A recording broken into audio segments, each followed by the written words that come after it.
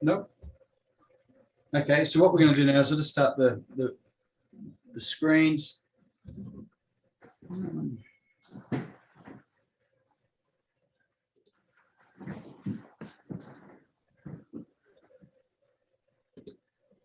Okay, can everyone see the title slide now? Everyone just raise your hand. Yes, okay, I've got a hands up. Good. All right, thank you. All right, so the first thing we wanted to cover off was, if I can just change the slide there. Okay, so we've sort of done the welcome and introduction remarks. In a few minutes, we're going through the basic equipment in the field. So we're going to spend about 15 minutes on that. Some of it might appear very pedestrian or just, you know, why are we talking about?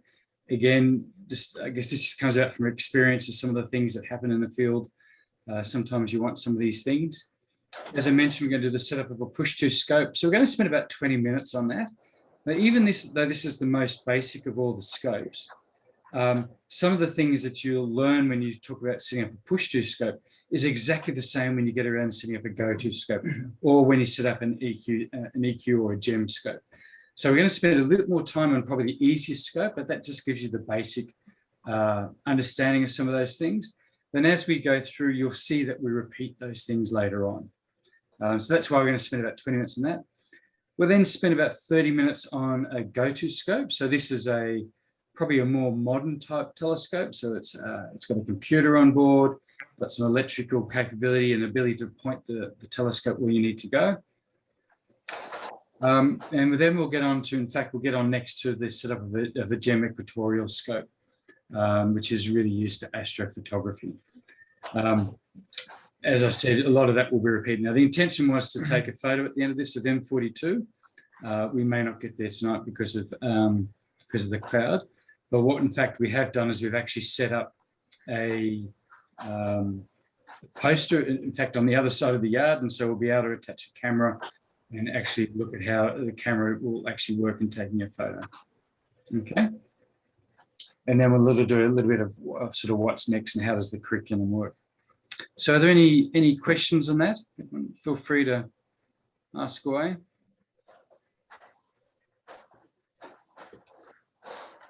No? Okay. I'm good. All good? Okay. All right, so moving forward. So a little bit more, probably just, in fact, I've probably covered all these things. So we're beginner's night in the Zoom here. So the whole idea is to set up the scope. So what we're really trying to do here is that when you come to beginner's night in the field, which is in a, you know, hopefully, you know, you're booked into next month or whatever, you'll be familiar with what we're talking about. So effectively you'll see and you'll just do what Igor is going to show us tonight, and then hopefully it just familiarizes it. So you'll be familiar with what we're doing. As I said, it is being filmed, recorded, sorry, and I'll send you a link and a password afterwards where you can actually rewatch it all. Tonight we thought we might go for about 2 hours. It just depends on where we go and how well we go. This is the first time we've done this, so feel free to feedback. And if you think it was crap, then just tell us it was crap. Or if it was good, tell us that too, but tell us the bits which were good and which bits we could improve on. We'd like you to ask as many questions as possible. So yeah, that's why we're here. Yeah.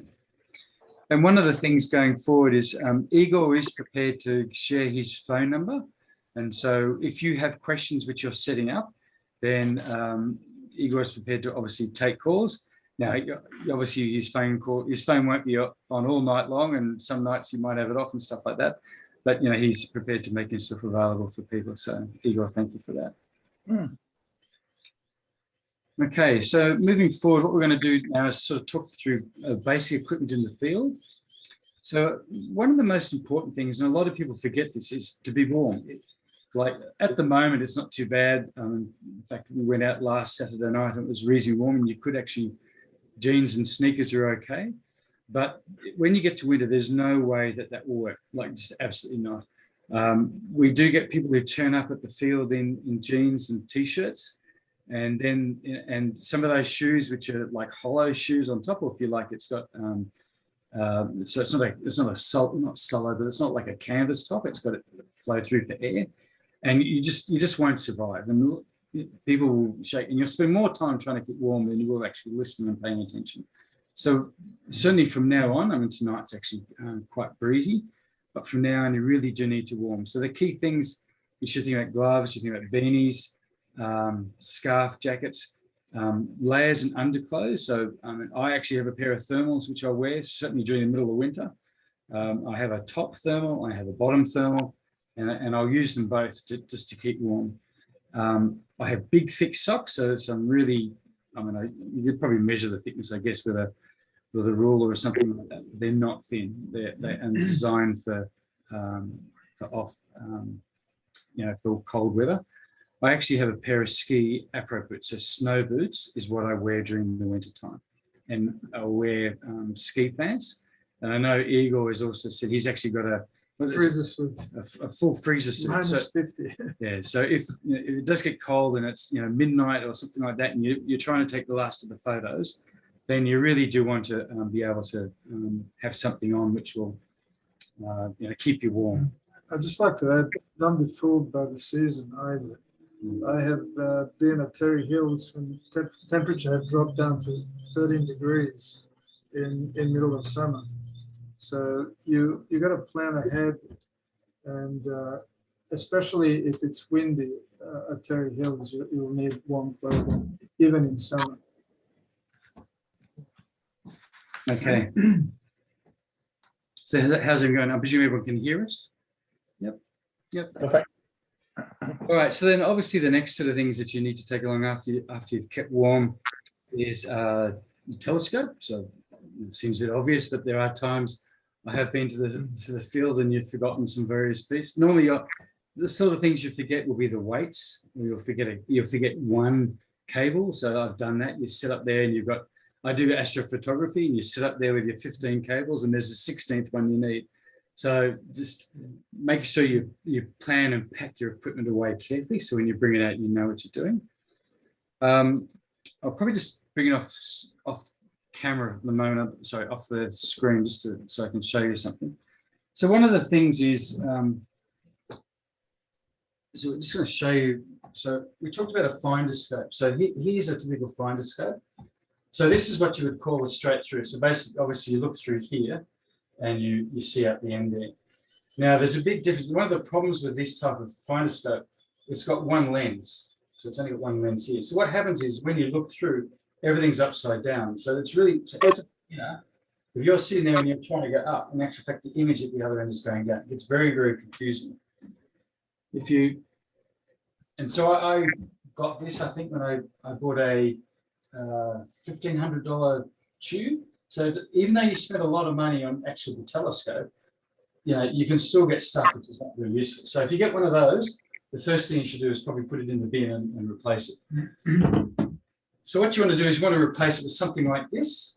So this has got an angle. So it's actually got two mirrors. So you're looking in here. So what happens when you look through this is when this goes up, the image at the other end looks like you're going up. And it stops playing with your mind. As a beginner, one of the things which is hardest was this just confuses you. And that's probably one of the simplest things to get away with. Other things you can go to. So this is called a red dot finder. We'll show you this in more detail later on. But what this does is it shows out, I don't know if you can see it, you can see the red dot. And so when you're looking through it, you see, there's the red dot on Igor's shirt. Okay, so when you're looking through and you're trying to line it up on a star or a constellation or a nebula or something like that, you know where you're looking at. So that's called a red dot finder. Obviously, I don't know if you saw there, but on Igor's shirt, it wasn't a red dot. It was actually a square, but you can, various different ones of different things. So you can make it, you can probably see that I've made it a dot now. So and they're brighter and smaller. The bullet sign on your chest. And they have a different luminance, so you can actually have a bright dot, which you saw before. You can have a lighter dot, and so it's better when you're trying to zoom in on a very fine star. You actually want to use you want to tone down the redness, otherwise the redness blows the sky. So that's called a red dot finder. I've got a question on the red dot finder. Yeah, sure, John. Can the red dot hurt your eyes? Because the NSW doesn't allow you to have laser pointers at there. It's not a laser, Yeah. it's just a diode. Yeah, it's not a laser, it's like an LED. Mm. So no, it won't hurt you. Okay. I mean, I could demonstrate if you want, but so that's a red dot finder. Very handy. They're really good to say to your kids, "What do you want to give me for Christmas, Dad?" You say, "I want a red dot finder." And then the other one, which you'll probably see, so this is called a Telrad. It's a lot bigger in size. You can see, so the red dot finder was that size, so it's quite a bit bigger. The advantage of these is when you look through them, not only can you see the red dot, obviously, but you can see the sky that's around you. And so when you try to orient around the sky and what you're looking at, you can actually see, you know, what it is that you get some orientation from the things that are around you. Telrad is very similar. So what happens here is you look through this bit here. It's a bit dirty, actually, so it's not too bad. As you look through that, and it's got a lever on the side here which turns on a light, and you can probably see there against my chin. You can see again some circles. And Igor, what's the size of circles? 4 degrees. 4, 2, and I think 1 degree. 1 degree, right? So if you're trying to work out, you know, where you are in the sky, again, you can go through that and see the dot. And again, by turning the wheel here on the sides, you can make it less. Mine is a bit dirty, which is why I can see that. And so when you set out with either a red dot finder or a Telrad, and we'll show you this later, Eva will show you this later on, is that you've got to calibrate that image that you saw there, either on the red dot finder or on here, to the telescope. So the telescope's pointing at the top of the tree or something. You want that dot to be pointing at the top of the tree as well. So, but Eagle will show that later on. So that's about $80, I think it was when I bought it. Red dot finder was a little bit more. I think it was maybe 110.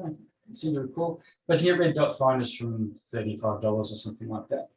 Just like to add, Telrad is better if you're star hopping, because it's got reticules in degrees, and you can then move to a dim object that is, say, a few degrees off the bright star, whatever. Right. So if you know you need to move 4 degrees, you can actually use it from the circle. You move 4 degrees, and then 4 degrees, and 8 degrees, and so on. Right. So you can actually, it helps you to star hop. So, so is there any more questions about sort of those things? Do they mount on a normal scope? Yeah. So there's just a black, so in terms of this one, sorry, I'll look at you here. Sorry. So in terms of this thing, there's just a big black plastic plate, and it's got just Velcro or something on the bottom. I think it's Velcro, it's sticky stuff. And so I've got 2 or 3 plates, and so I've got a plate on each of my scopes, and then I can move this around between the scopes, and so that way I can use this in multiple devices. With the red dot finder, it's the same standard base that you see on most telescopes. So in actual fact, we'll use this on multiple scopes tonight as we go through the demonstrations. We'll take it off one and put it on the other, and you'll see that. Okay. Any other questions? Okay, so I'm just going to go back to the slide just to sort of walk us through what else there is.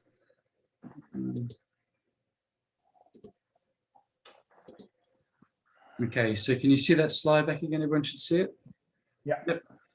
Okay, so we've talked about a non-inverted scope. So this is what I meant by, so that's an inverted scope. It looks back to front.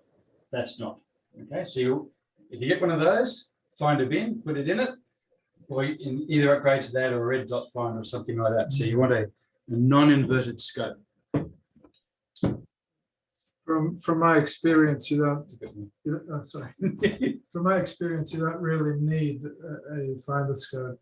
A red dot finder is quite capable of finding objects. Yeah.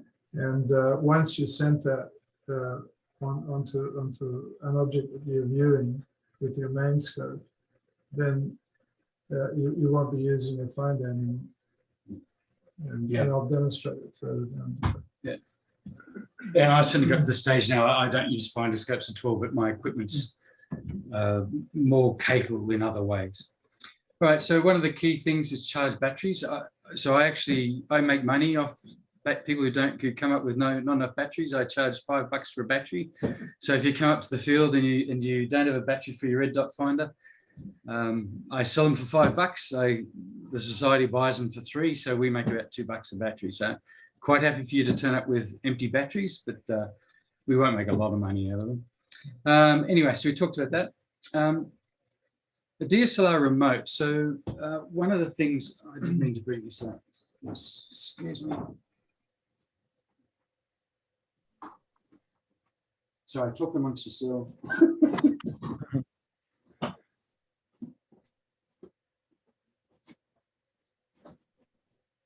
Sorry, everyone. I just forgot to pull out a piece of equipment.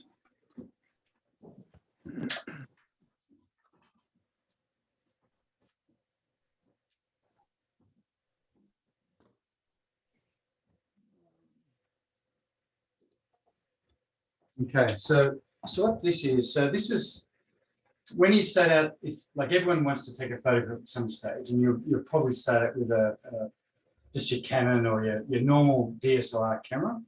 So you'll probably want to have one of these devices. So what this does is lets you program in the length of time that you want your camera to take a photo. So if you're obviously sitting there and you're pressing the button on the camera will move and you won't get a nice photo. The other thing is a camera will normally have a 30-second limit on the photo, and whereas this will actually let you take a 99-hour-minute photo, I think it is, or 99 hour, 99 minutes or something. And it will also let you program it up to, I think it's 99 photos. So this is probably something you want to think about. If you're just starting out, then maybe this is a couple months down the track, but it's a DSLR remote. They come in different forms. This is obviously a cabled one. You can get other ones which just transmit via Bluetooth to something that sits on top of the camera, and the camera just has the cable from the camera from that device at the top to the camera. That way you don't have the cable swinging, because obviously if the camera is hanging like this and this is swinging out underneath, then that can also upset the photo. So anyway, that's called a DSLR, right? I've seen them for $35 or something like that. If you buy a genuine from Canon, $200, $300. But as you said, you can get them online from just Google, Amazon or something like that for about $30. So that's called a DSLR remote. Sorry, just back to sharing the screen. Okay, now a reticle lens, we are going to give a bit of a demo of this later on. So a reticle lens is quite important. So here's one. So what it does is it's actually got some little crosshairs inside. You may not be able to see those, but it's all, this one happens to be illuminated, so it keeps the lights up. You need to change the screen. Yeah, I do. So I was getting excited there. So stop sharing. Okay, fine. Thank you. I was talking to myself. I was very happy. Okay, so when you look through here, you might be able to see some crosshairs in there. Can you see the crosshairs? Mm. And so what you can use of that is it helps you line up your stars. And we've actually got a little video, and we'll show you later on. But Igor will show you that. So that's very important, especially when you get to the go-to scope. And the reason why is it helps you, because quite often you'll find it's the center of the star. If you don't have something like this, you're really guessing. Well, you think I think I'm in the center of the lens, or the star's in the center, but you should try and look for a reticle lens. So that's one of those things. All right.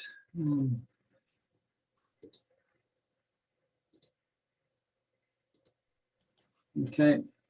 Juice shields. Oh, question? No. Okay, a dew shield and heaters and controllers are really just something designed to keep the dew off the front of the telescope. We'll show you one of those later on, rather than going back and forward on the screen. We'll show you one of those later. And as I mentioned, cables and hand controllers are the key things. As far as dew shields go, I think everyone should have one, especially at Terra Helix. It can get really moist over there, and you don't want your telescope filling up with dew. So, yeah. One of the things that actually isn't on this list, which we should update the screen to say, is you need to have a compass.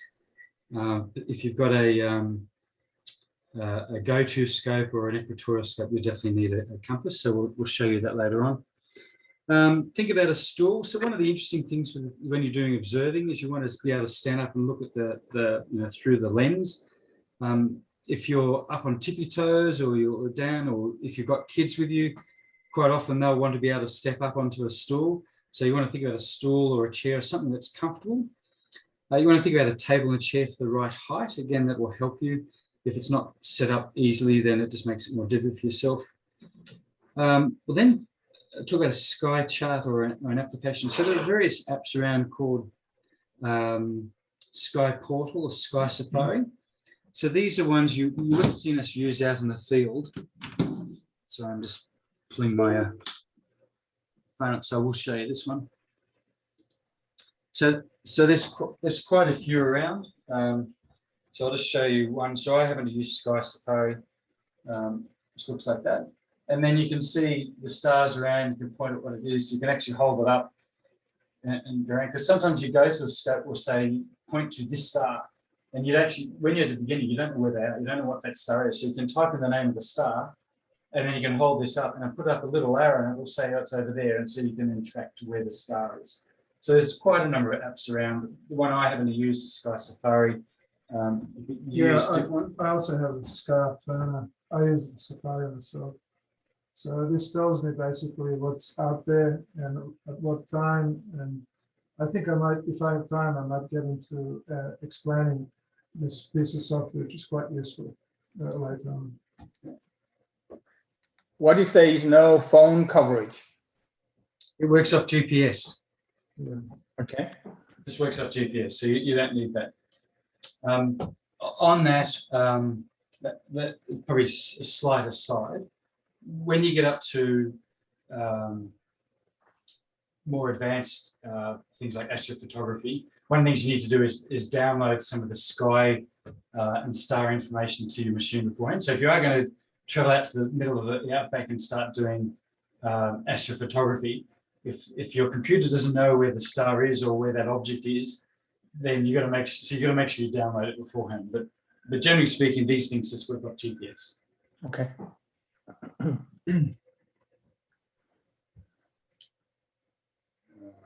Sorry, just going back to. And then the other thing that you should make sure you do is a list of things to see. So one of the things it's just easy if you get out there and you work out, well, actually, I want to look at these things, then you've got a view, you've got a bit of a plan about what you're going to go and see. Sometimes I turn up and I'll turn to Igor and I say, oh, Igor, what are you looking at tonight? And he'll tell me something, and so that all of a sudden becomes my object for the night. So I'm a little bit lazy that way. But there are tools around. So Igor just showed you one called Observer Pro. I and a few others use something called Sky Tools. So this lets you plan out observations. So if you might have a particular object, which I'd love to take that photograph, things like Sky Tools and Observer Pros will say, well, actually, that you can take that photo, but it's actually not in the sky until June next year. And then you can have it set up so it will tell you in June next year, actually, you should start filming that thing now because it's high in the sky. And there's no moon, so you should do it tonight.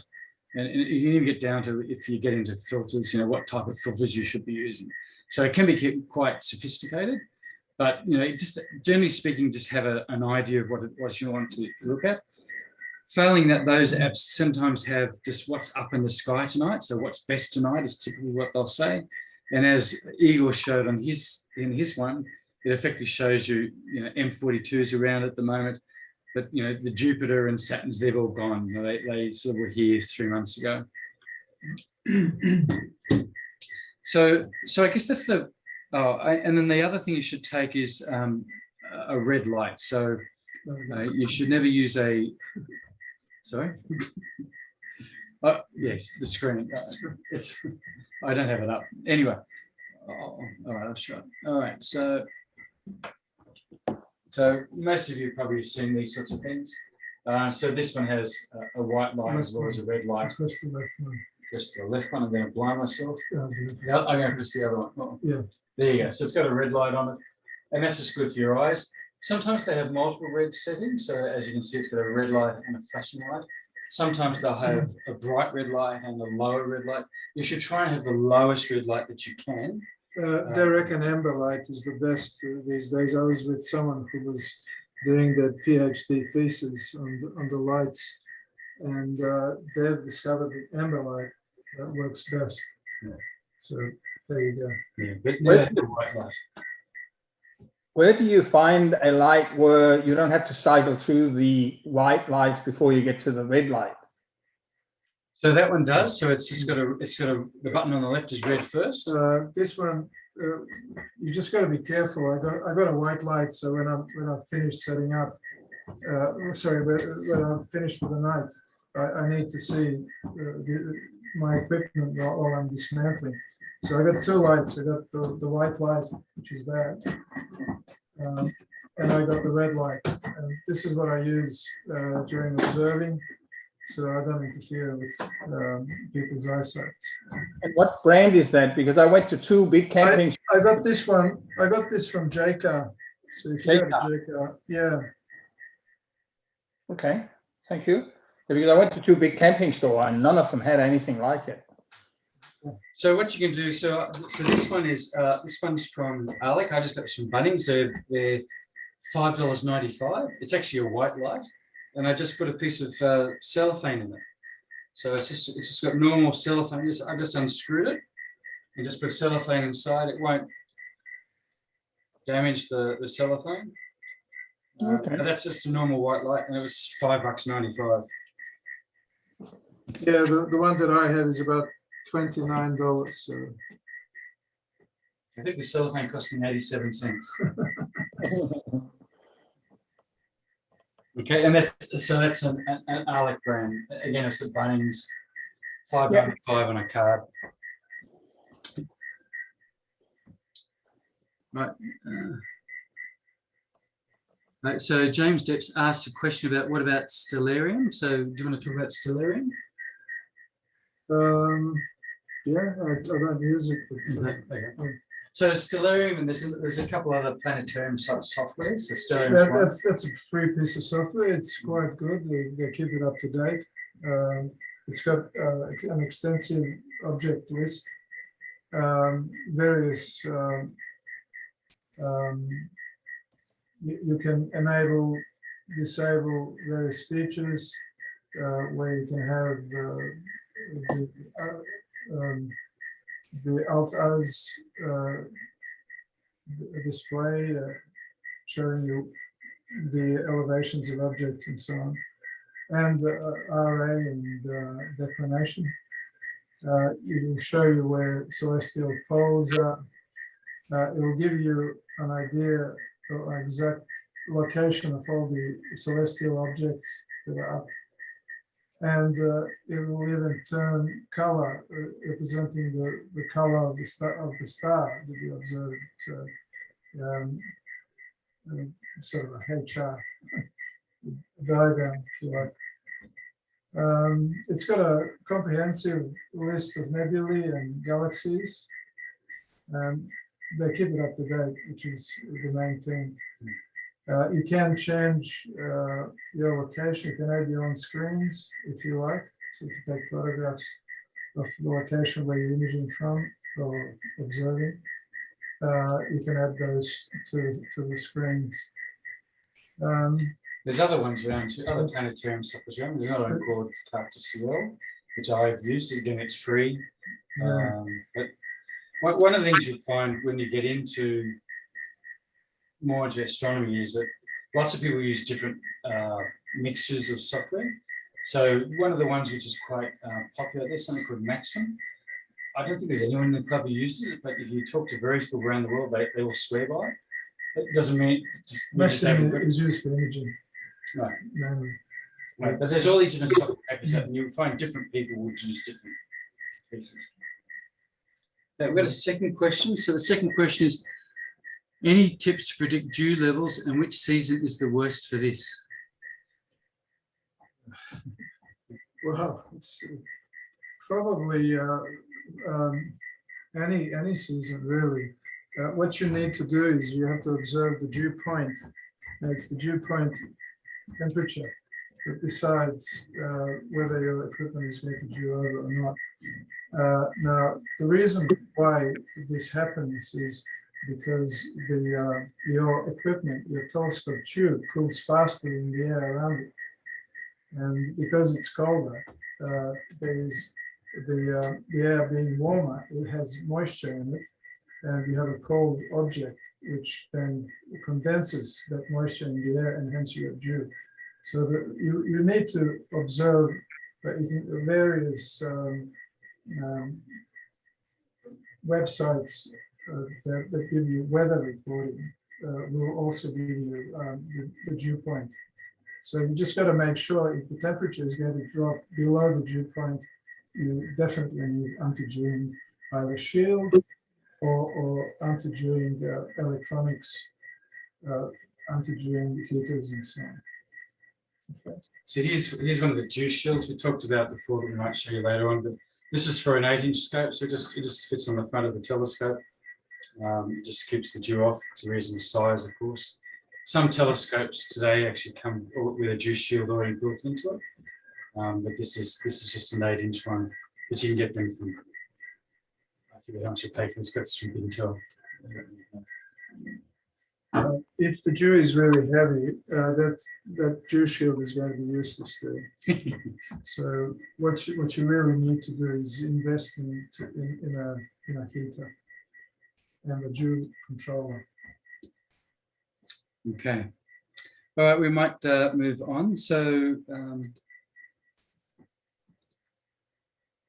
was there any questions about the basic equipment in the field? We were meant to cover that in 15 minutes. So I think we've just well and truly blown the budget on the time. So anyway, so we'll move forward. So the next one is we want to do a setup now of a push-to scope.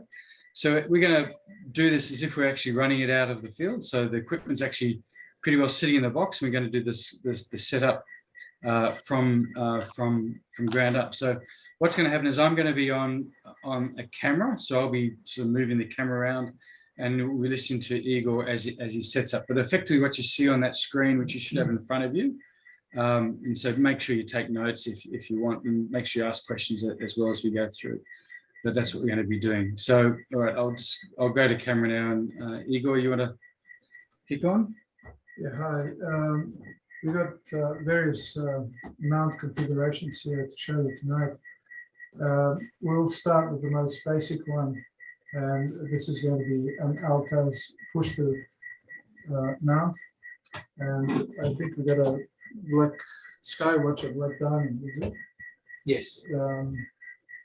Telescope. And what we'll do is, first of all, when you go to set up a mount, you got to make sure that it's set up to the comfortable, or adjusted to a comfortable level, so that you don't have to sort of bend down and break your back and so on.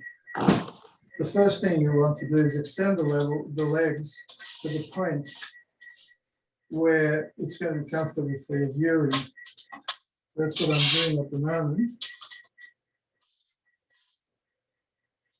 I think this is comfortable for me, so it might be a different setting for you.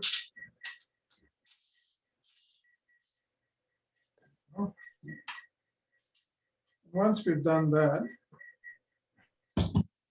and make sure it's stable. Extend the legs as much as they will go. Okay, extend that around. Okay. Now, the next thing to do is to level the mount, right? So I'm just going to get my level here. And it's just a basic level. There we go.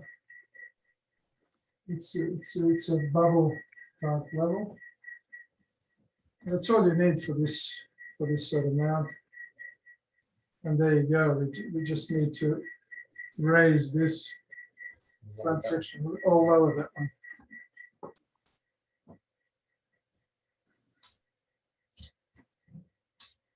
A little bit more. Yep. So there you go. That's level in that direction. And now what we do is we turn the level the other way and make sure it's level the other way. So it's slightly raised at this end. So we got to lower this end just a tad.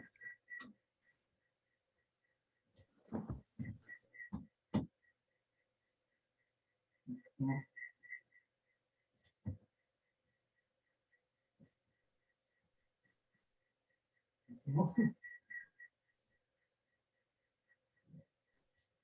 Yeah, Ah, went the wrong way. Mm, Yeah, there you yeah. go.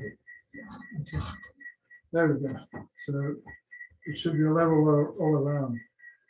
That's okay. That's fine. Perfect. Okay. Now that we've leveled them out, for this particular telescope, all we need to do is add these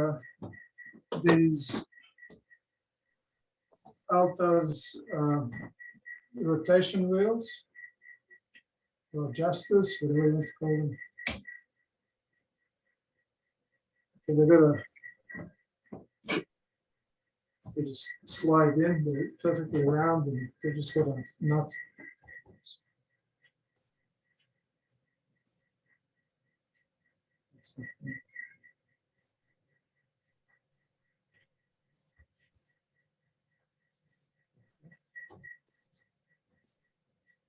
Okay, now the next thing we do is we'll mount the telescope.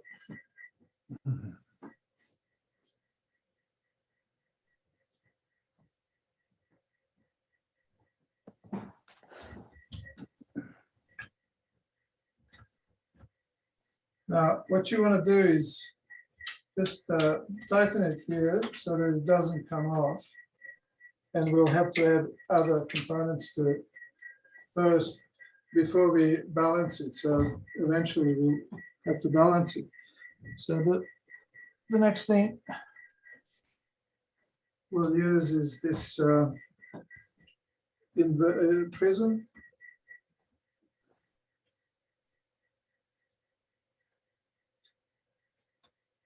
That off first. So all I've done there is I've just rotated around so that it's a bit more horizontal, more logical.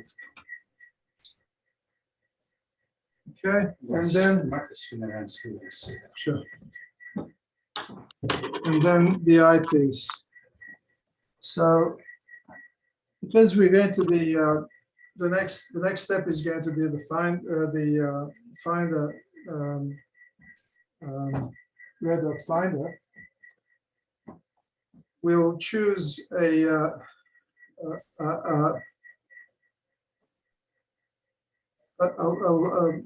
long focal length eyepiece, say between 20 and 40 millimeters, so that we can align the finder. So I'm just putting the finder in its slot, and let's see.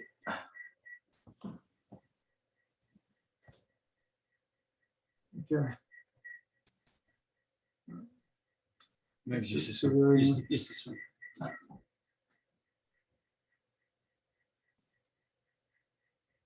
Okay, this is a zoom one. Okay. So it's between 18 and 24 millimeters. That should do it.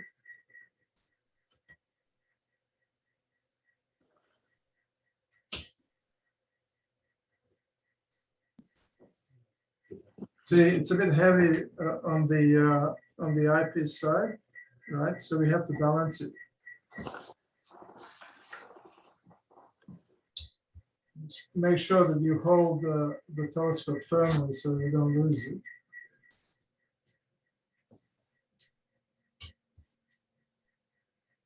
Still a bit more.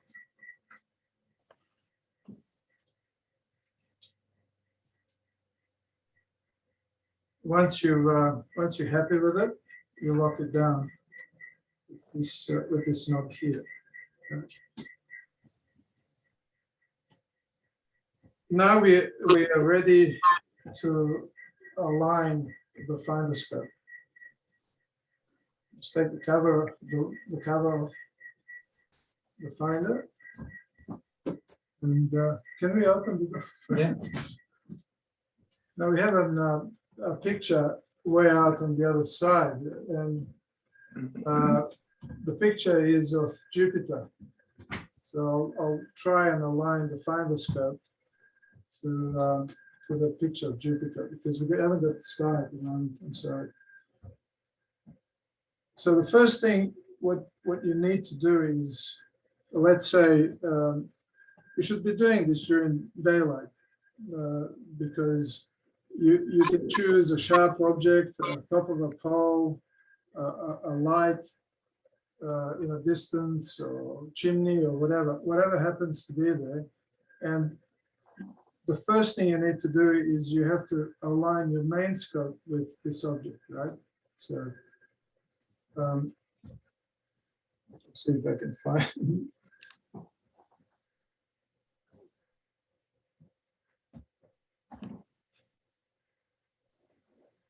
The exit pupil, and this is very small. I need a wider.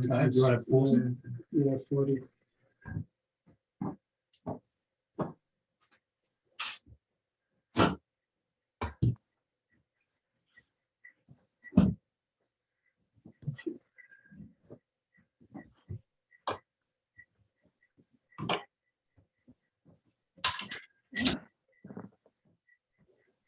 So the first thing you need to do is basically focus your telescope and make sure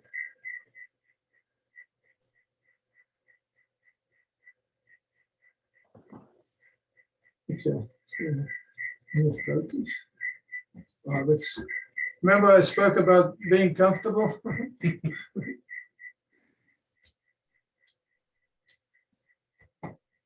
That's better. And you should just go inside, right? Until the object comes into view. I'll have to focus it.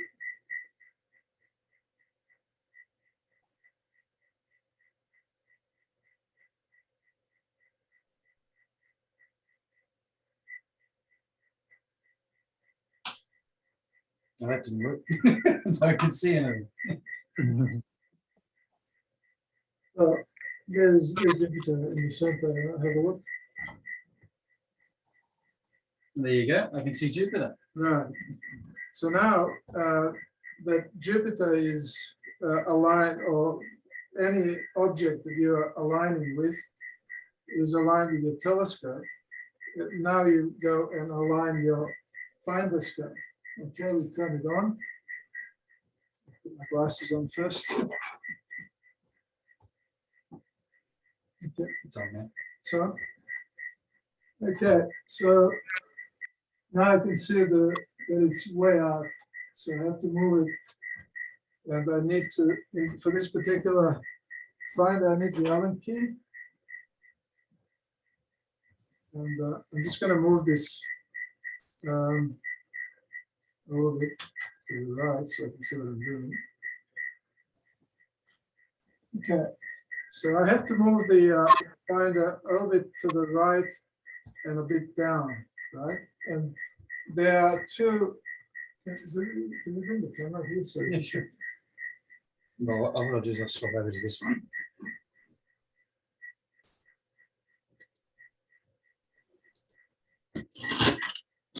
the two adjustment screws, Allen key screws. One is for up and down, and the other is for left and right. Okay. So because I have to, Well, screw that. I was going to show this. So there's those two screws. He's talking how am I about. going to align it? Well, it's yeah, it's perfect. Okay. So here we go. Here's one, and that says up and down, right? So if I turn this, the finder is going to go up and down.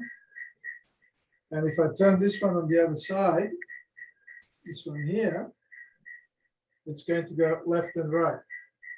So there you go. You got your azimuth and your declination adjustments. And that's how you align your telescope. You and now that you've got the finder aligned with your main scope, you can point it at any object. You can point the finder at any object in the sky, preferably a star, and then you can do a finer adjustment on the star until you actually got it perfectly aligned with it. And what should happen is the red dot should block out the star. You should not be able to see the star. Then you're perfectly aligned. Okay. Uh, Any questions on setting up this telescope so far? So now, once you got the telescope on the object, you want to be viewing it, and due to Earth's rotation, the objects are going to be, because it's not driven, the object is going to move away from your view, and in order to keep the object in the view, you use these adjustments for altitude and this adjustment for azimuth. Okay, so you would want to, you'll be looking at the object through your eyepiece and adjusting and moving so that the object remains in position. Okay, and that's it on this particular mount. Okay, any questions? No, that's good. Okay, we'll take this one away now, and we'll show you a motorized ALTAS.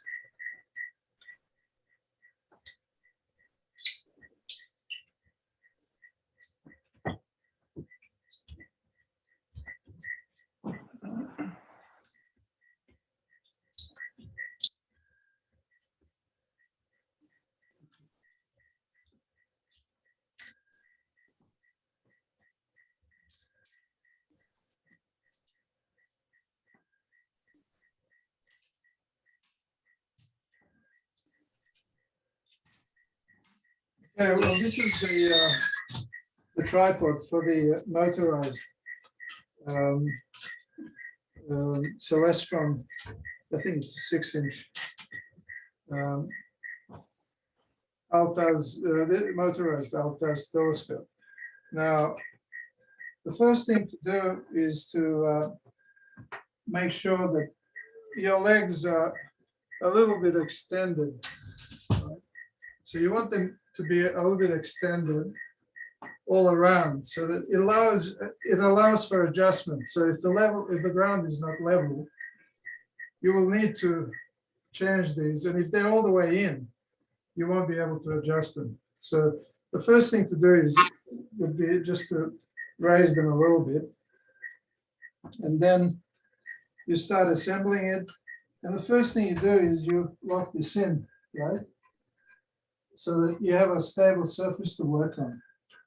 Okay, so that's now nice and stable, and there's a bubble leveling leveler here. This thing is perfectly okay to level it with this bubble. If you're not happy with it, you can use your phone, or you can use a level like that. But for all practical purposes, this level is fine. So what I'll do is I'll just need to raise this one a little bit.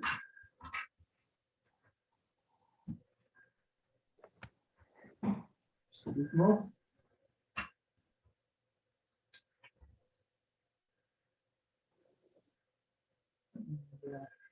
Overdone it.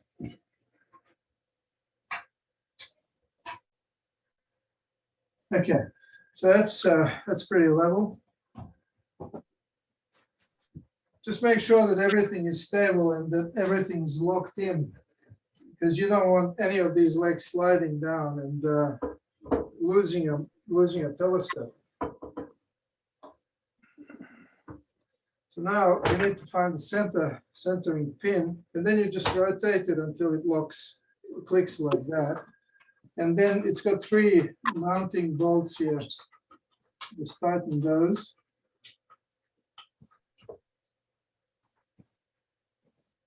Okay.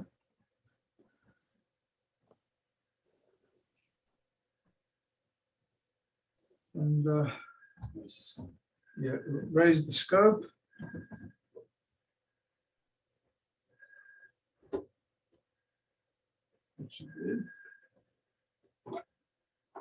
It's got these altitude and azimuth adjusted, so under the altitude. Oh, sorry, the other way, it's going to be this way. Okay, and it's got, I don't know if you can show this. Yeah. It's got these markers that show a level position.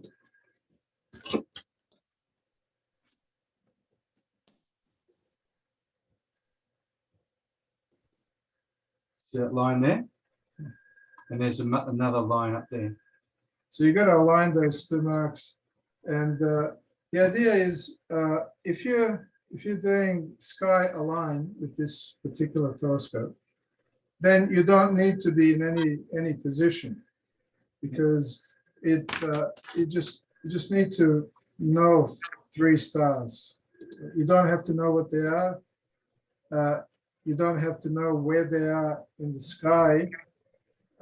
As far as their right, the azimuth or declination are concerned, and all you have to do is just point it to the 3 stars. Now, unfortunately, one sky is pretty dark out there.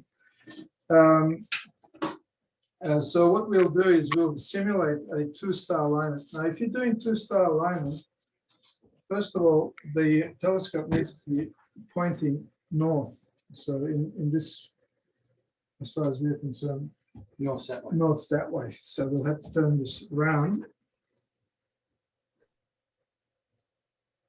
Okay. So that's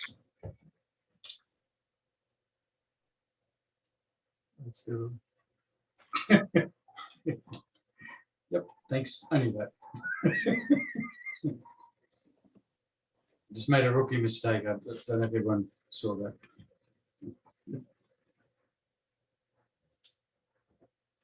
Yeah, well, as I was saying, you just need to know 3 stars, and then you point the telescope to the 3 stars, and then hit enter, and then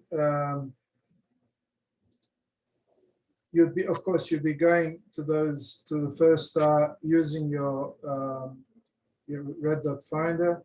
Once you are happy with the red dot finder, you've got the object on the red dot finder, you would then press enter, and the telescope would then go into fine adjustment mode. In the fine adjustment mode, you'll be looking through your eyepiece. We'll put the eyepiece in there.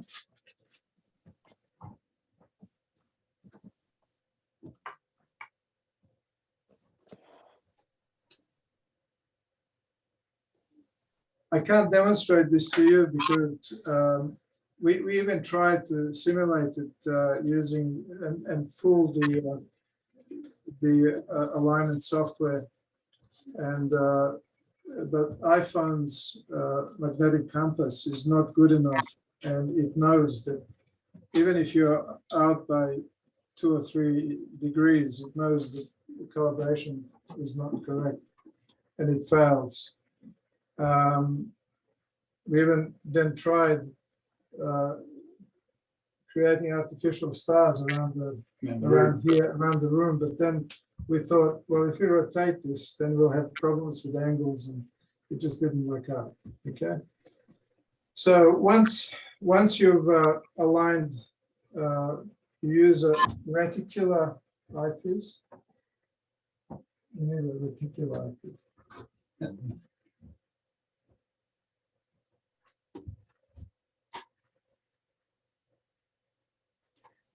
Can you just explain again what that reticulate thing is? It's got a reticule inside it. It's got 2 parallel lines crossing each other in the middle. Okay? I'll show the video. So we got a little video of this. So just bear with us as we go forward. So I'll put the screen.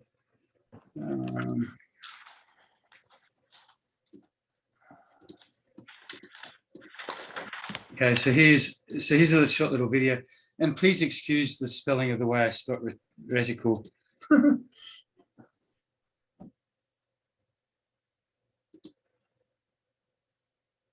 So I did this early one morning and my arms were all crossed over. I was just trying to hold an iPhone up to the lens.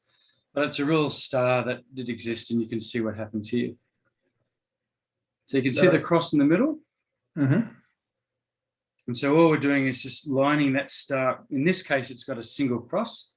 Some other ones which we talked about before, it has two crosses, and you try and line it up within the center of the two crosses.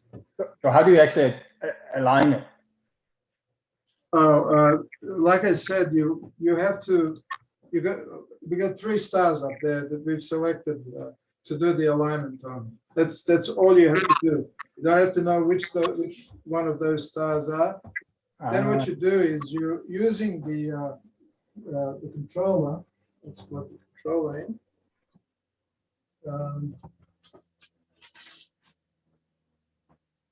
We've lost the controller. Okay, you use the controller to Yeah. adjust the telescope to. We use the controller to point the telescope to the star that we've selected. Yeah, so in that video which you saw the cross in the middle. So what I was literally doing was I was moving the telescope around so it was looking through that cross. So that cross and that star was lining up. Okay. And So- does that stuff up your previous alignment, the 3-star alignment? What Yes. we're going to do is I'll show on this camera. We on this camera, right? Yeah, that's right. Can you see that? Yes. Okay. Now, Easy. okay. Now what we'll do is we press enter, right? We go into sky align routines. Obviously, I can't demonstrate this to you because I don't have the 3 stars. And if I select this, I'll press enter, and it'll ask me for the time of the day. So at the moment we are 21:37 or something. Sorry, 20:37.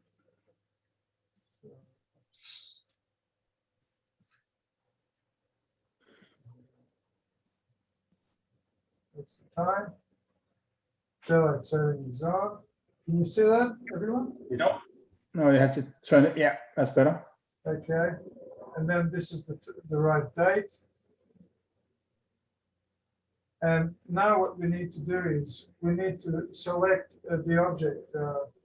Let's say we've selected Sirius, Procyon, and Rigel or something. Or better still, if you can see the whole sky, then it's best to select objects that are, say, far in the western horizon, and then another one in the eastern horizon, and one, say, up north somewhere. Okay.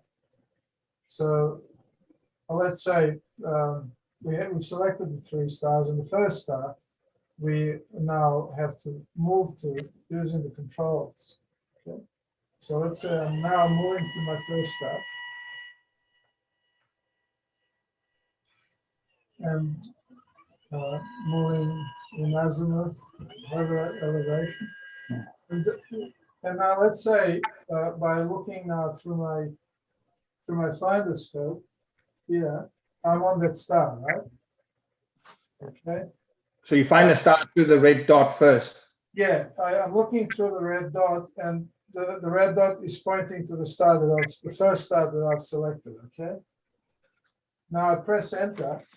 And when I press enter, okay, what's going to happen is the telescope will now go into a slow mode, slow adjustment mode.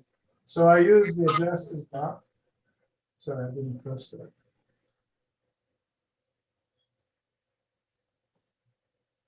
Okay. Now I'm in the slow adjustment mode, right? It's very fine. So once I'm happy now, and I'm looking now at the object through the reticular eyepiece, I have to center that star now right in the middle of the reticular eyepiece. That means I'm dead smack on that object, okay? When I have done that, I press align. So that's my first star. And notice it automatically goes to center object 2, right? So now I move to the object 2, which happens to be around here. Let's say it's Rigel.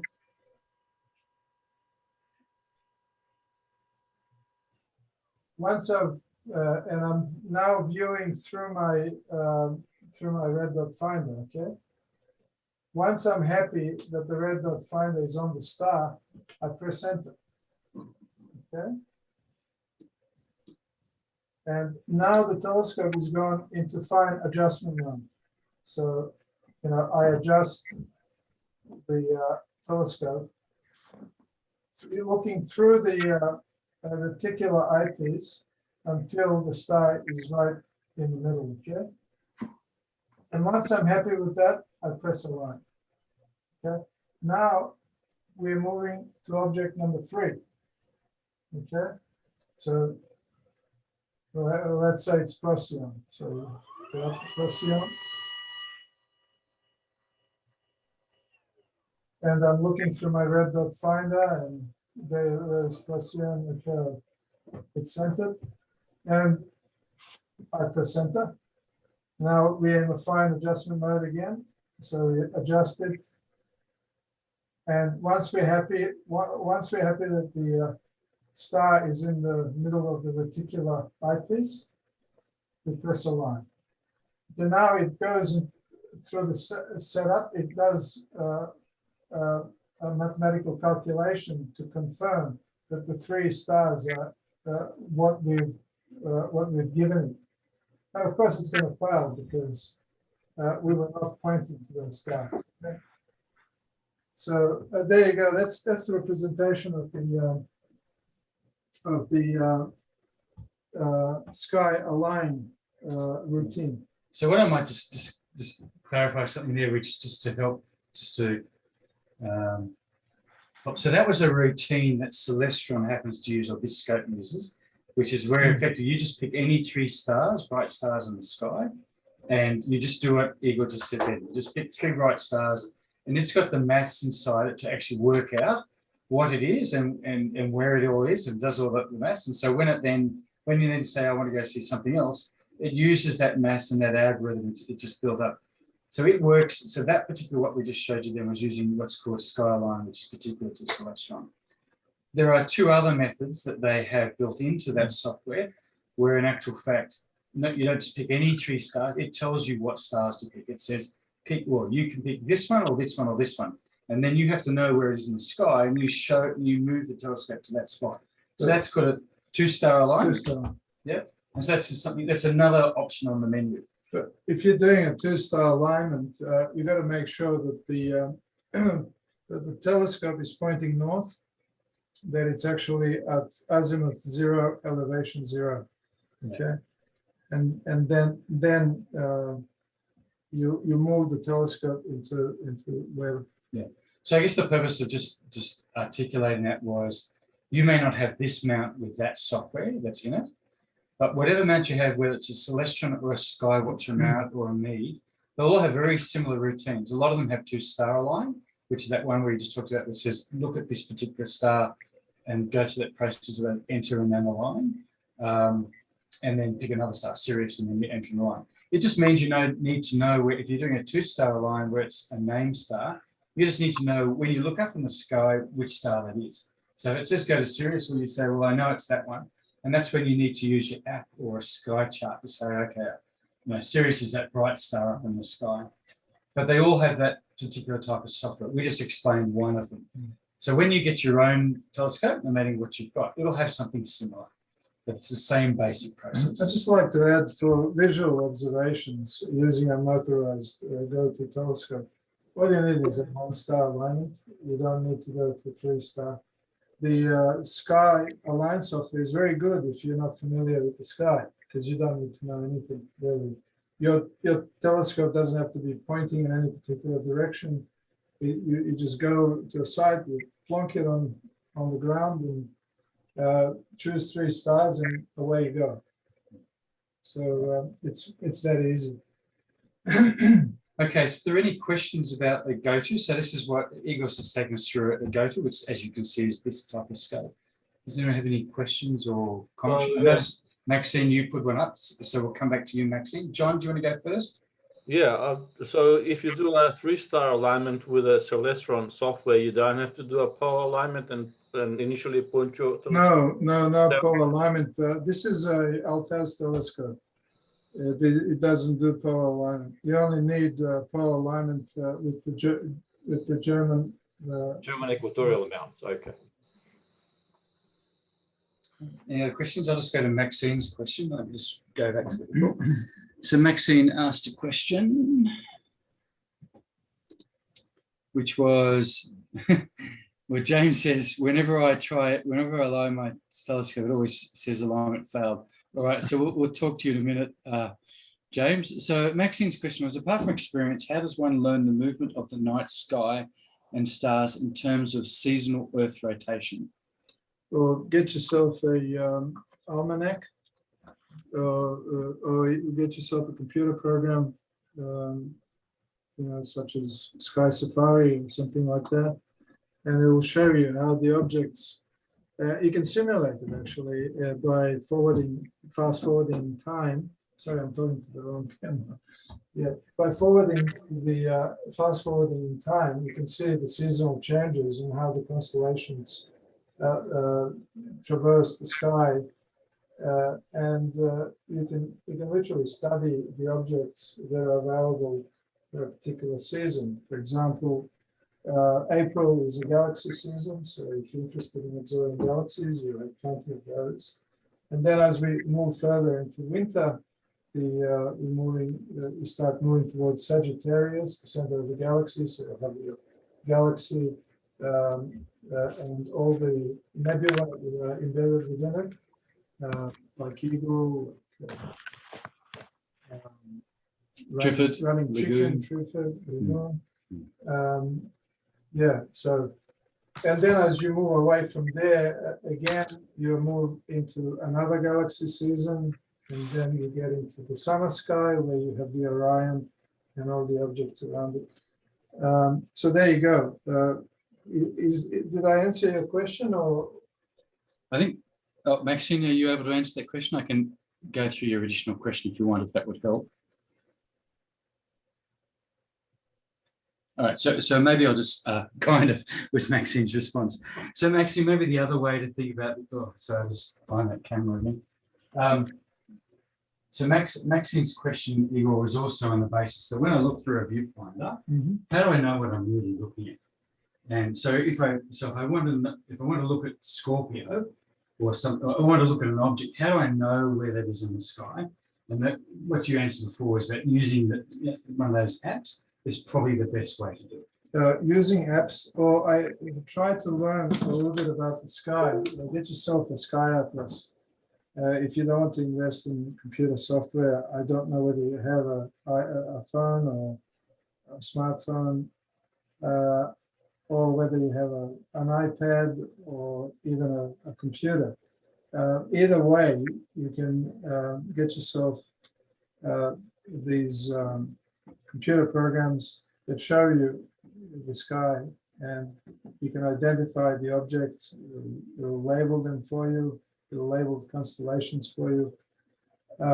Alternatively, what you can do is get yourself a sky atlas, which is fairly cheap, and it's got all the stars and other objects printed on it in black and white, where the objects of interest are black and the background is white. And you have to learn a few of the major brightest stars so that you can navigate around, like Arcana, Canopus, Sirius. Identify the stars in Orion, Rigel, Betelgeuse, Mintaka, Alnilam, Alnitek, and those sorts of things. So get to know a few of the basic stars, and that will give you an idea as to where everything is in the sky. For example, everyone knows where the crux is. And then you've got the pointers, you've got Alpha Centauri, Beta Centauri, and so on. And from there, you can go to Carina, you can go to any of the objects that are within. Yeah, so maybe just call it short just because of time. So I guess, Maxine, the key, probably the easiest thing is you get one of those apps. They're free online, and you can actually, so if you want to look at something, and then you just literally hold up the sky, so get it down, and you can actually, it will actually tell you where the object is. And so that's probably the easiest way. I have a pretty sophisticated computer system now, which attaches all of it. But if I still want to look at where is an object in the sky, I'll still use this because it's just so easy. I'll demonstrate now. Yeah. So Maxine said, okay. here's okay. Can you see that? That's Sky Safari, A and bit lower, this is. a bit lower. Can we lift this? Yeah, down a bit. I'll need to keep it there because I won't be able to show the sky. Oh, okay. Oh, there it is. Okay, can you see that? So as I move it around, it shows me different location in the sky. Okay, so there we go. And I can actually select and move and select an object. Let me just zoom in a bit. So there's Sirius. Can you see Sirius? There's Sirius there, right? If I select it, If you do. there, I've selected it now. I can get information on this object, right? If I go here, I can object info, and it tells me about Sirius, right? There's Sirius there. Now, if I want to find out celestial data about this object, I can move here, and it tells me exactly where it is, its right ascension, its altitude, which is 71 degrees, its azimuth, and so on. Maxine says it's like a Gregory's. Yes, it's like a Gregory's. It's like a Gregory's, yeah. Okay. All right, we'll keep on the question. So the next question was, so we don't normally point our telescope south in Australia. So if you're doing, the main reason why you wanted to point south, or want, sorry, over here somewhere, or Eagle can explain it. So the main reason why you point south is just really for polar alignment. Mainly for polar alignment, and that's something that we're going to cover when we do the German equatorial mount, okay? Which is, I think, following the basic astrophotography line. Yeah. And so we need to know where Sigma Octantis is. Sigma Octantis is a star which is closest to the south celestial pole. Okay, it's about 1 degree off. And once we identified that star, then using depending on your mount configuration, some mounts have telescopes inside them, like David's does, and you can then move there's a pattern inside them, and what you do is you match the pattern of what's in the sky, and you put Sigma Octantis in one location, and then it basically allows you to polar align using that scope. This is very inefficient. It's time consuming, and if you find Sigma Octantis, good luck to you, especially in Sydney. So there are other means of polar aligning, and I'm going to cover them when we get to the German equatorial mount. Okay, we might keep moving on, otherwise we'll be here all night and you'll be happy. You'll be setting your bed down in this room. All right, a couple of quick questions. So do you want to pull that apart while I answer the rest of the questions? Sure. Yeah. Okay, so the next question was, how does the layman interpret degrees? So At arm's length. Right, that's one degree? 1 degree. 5 degrees? 10 degrees. 10 degrees? Oh, okay. I was 20 degrees. I guess I was going more from a different angle. All right, so okay, so a degree is just a measure of angular separation, if you like. So it works off the same principles that came out in the Greeks when they decided that 60 was the perfect number. And the reason why 60 is so popular is because it's divisible by 2, 3, 4, 5, 6, and obviously 10 and multiples of that. So when you have an hour, you have divided into 60 minutes and then 60 degrees. So a degree, or 60 seconds. A degree is a very similar concept that in a circle, you've got 360 degrees. And again, it's just division of that. So a degree is really 1/360th of the circle around the Earth. So if you be standing in a particular place and you spin yourself around, that's 360 degrees laterally, as we just talked about. And of course, you also get that through in the latitude and longitudes. So I don't know if that answers the question, Maxine, but a degree is just a measure. So 5 degrees is obviously 5 times 1 degree. It's just a measure of that angle. Get yourself a protractor and point it at the sky, and they'll give you an idea as to what 10 degrees is. All right. So the next question was from James, or James wasn't a question, it was all of a more of a statement. Whenever I try to align my telescope, it always says alignment failed. So I don't know if you want to come off mute, James, and just ask the question directly, but I would suggest to you that one of the things you should invest in is what we showed you before, is one of these reticles. So it's very hard because it says center of the star in the center of the eyepiece. It's hard. it's just hard. So I went out and got a couple of these. I think these are 120. You can get something similar for $90, I think it is. But you can also spend up to $200. So James, do you want to just tell us about what happens when you do your alignment failure? Can you talk, or are you going to type?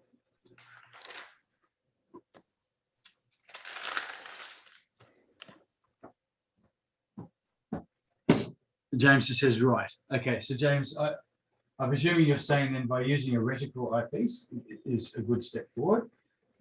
Because as you saw in that video, that little video, so there's a lot of some ticky toes. It just gives you the ability to be a lot more accurate, and then it's less confusing. So if there's an error in that, so you just think that the one we talked about before was 3-star lines. If you have errors in all 3, then that ends up with a big, massive error when all 3 errors are taken into account, and the computer can't resolve it. So I heavily recommend you get one of those reticles. Okay. Okay. And Maxine said she'll get a protractor. All right. And James says, right, cool, thanks. All right, we've done all the questions. Oh, one other question from Christy King. When is the best time for outer planets? So it'd be the same time as Jupiter's and things like that. So that would have been in the November through to, well, probably October through to February timeframe. Yeah. So that's about the best time. So it's just the same as the rest of the larger planets, so Jupiter and Saturn, of course. Neptune, in fact, I was actually looking around there. I think Neptune is actually up at the moment. So it might be early in the night, I think, because they would have started to head west. Oh, Jupiter's gone. Mars is out there. Yeah. So you might be now, you might be lucky enough if you want Neptune or something like that, because I did notice it the other day when I was looking around. But it's generally at that time of year. So no, October through to February is probably the right time of year for those. All right. Any other questions? Okay, great. Thanks. Okay, good. Excellent. All right. What we're going to do now is we're going to switch over to an equatorial mount. What we might do is we might give everyone people want to put your thumbs up or a hand up so you're on a 2-minute break?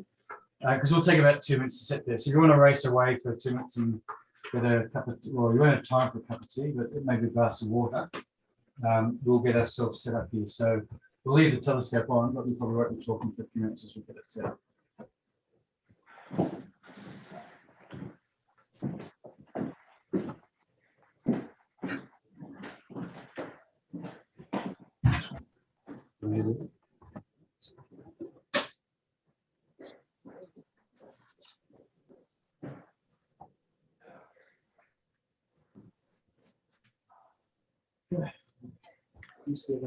Oh, there it is.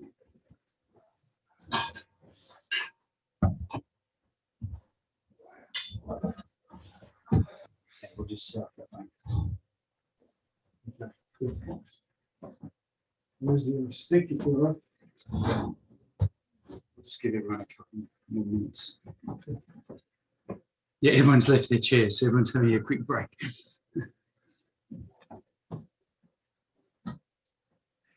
And the most important thing is to have this extended in the air.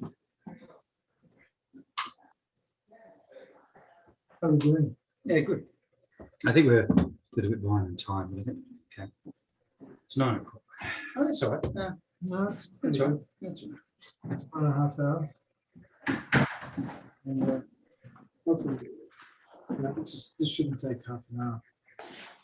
Well, we'll just start changing the photo. Yeah, Could you see that? It's too dark, is it? should be a fast right now. Right, we'll describe this. It's not very good. For the camera. Well, the problem is we've got the light on in here, so our Yeah, eye yeah. vision's crap.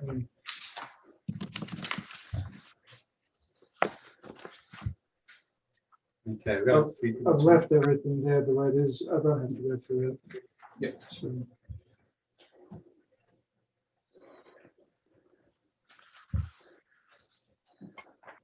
and we'll just replace the eyepiece with the camera and Yeah. there we go. Yeah. We just have to rebalance it though. And make sure we turn tracking off. Yeah. What would Terry Hills fall under on the Bortle scale? So Terry Hills, I think, 4. is a 4. Yeah. So James, are you back? Yes. Yeah. So Terry Hills is a 4 on the Bortle scale. Our new field.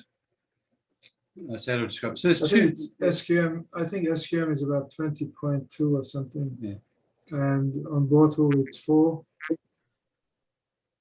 So there's two types of measurements you use to measure light on a particular area. One is the Bortle scale or SQM, which is really a measure of the night sky and what the, oh, sorry, I'm maybe at the wrong spot. Ow. So, I'm looking at the wrong thing too. Right? yeah, sorry. It fooled me as well. Sorry, everyone. There's actually an application which tells you what the SQM and bottle is. I'll just show It's you. light pollution mapping. Yeah. So, Well, while you find it out. yeah. So there's two measurements. So the first one is a measure of the sky and the amount of light that's in the sky around it. But there's another measurement called the radiance, and the radiance is actually a measure of the light that's around you, directly near you. So this measures car park lights or other things directly, which will affect your eye, the ability of your eye to self-adjust. So obviously we're in a very bright room here, so our eyes aren't adjusting at all. But if I turned off the lights, obviously, The sky quality here at this location, can you read that in yellow there? that's fine. So it's class 5. It's here in Taramara. And we got the SQM is 19.82. Okay. So when you're thinking about a location to observe from, there's two things. One is the portal rating, or the what's in the sky, which tells you how the object you can see out in the far distance. And then there's the radiance rating, which actually tells you how dark it is there, which your eyes can adjust. So you want both. Okay. So when you're looking for a dark place, dark sky, there's no point being out at Coonabarabran where it's a wonderful dark sky, but just standing underneath the car park. Okay. So if you're looking around, you try and get both of those right. The low radiance will let your eyes adjust. The other app, which we were just talking about, something called Light Pollution Map Info, will tell you both your radiance and your SQM ratings. And you want both. You can also get a map, an app that allows you to measure the SQM of the sky. And if you got an iPhone, there's an app. What you do is you basically cover the camera, so you take a dark shot, no light, then you point it at the sky. It takes a shot of the sky, compares the two, the dark and light, and calculates the SQM level. Okay, so we might assume everyone's back now. You might get going. Just make sure. Okay, James says yes, right. Okay. Maxine said, how is Mars this week, folks? It's pretty good. Mars looks, there you go. So Mars is pretty good. I haven't looked at it. All right, we might assume everyone's back. Put your hand up if you're not. That was a joke, everyone. Okay. But as far as Mars goes, be quick because it's about to disappear in the western sky. Okay, so what we're going to cover off now is an equatorial mount. So one of the first things which Igor is going to just describe here is about facing south. We sort of mentioned it a couple of times. I'll quickly go through what this is. So you can obviously use a normal compass. Just don't tend to use the iPhone compass that's in your iPhone. There are reports that they're out by 10 degrees. You might be lucky that your phone is be good, but I have it out by 10 degrees. This was, I think this was $8, $9 or something like that. But it's a proper compass. You can use that. It's got guide sites and all the rest of it. This one was very expensive. There you go. You can also spend a lot of money like Igor did. It's about $160. So either way, what the compass for is because you need to set the mount up to be pointing to the south, so true south. So obviously a compass will point to a magnetic south. You need to adjust it for the location to offset for that magnetic deviation.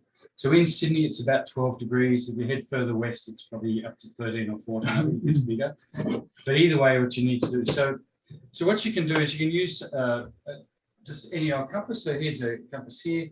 And so you set it to 180 degrees minus 12, so that's 168. So I would set that to be 168. It's actually on 168. Down the bottom here, I don't know if you can see that. 168. And so when this is lined up properly and it's pointing to true south, it's actually on 168 degrees. Now what this device does, some people don't like these. There's a couple of them that probably use them. But all this does is I'll just show you, if I lower this a little bit. So it just bolts onto the holes that are there. So it's got a level here. So you can now use it as a bit bigger level than a sort of small circle level. Yep. And as well as then out on the end of the stick, we have a compass, which we talked about before. So it's all the way out there. So, and the reason why it's out there is it's away from the metal. So obviously right now it's standing right next to a metal table. Turn it around a bit. Can you show that? Yeah, sure. I'll go in this side. So by now spinning this around, now got to a They point. can't see that. Or can you? Yeah, they can. So you can now see it's now lined up to the 168. Just there, perfect. Maybe a little bit. Yeah. And there you go.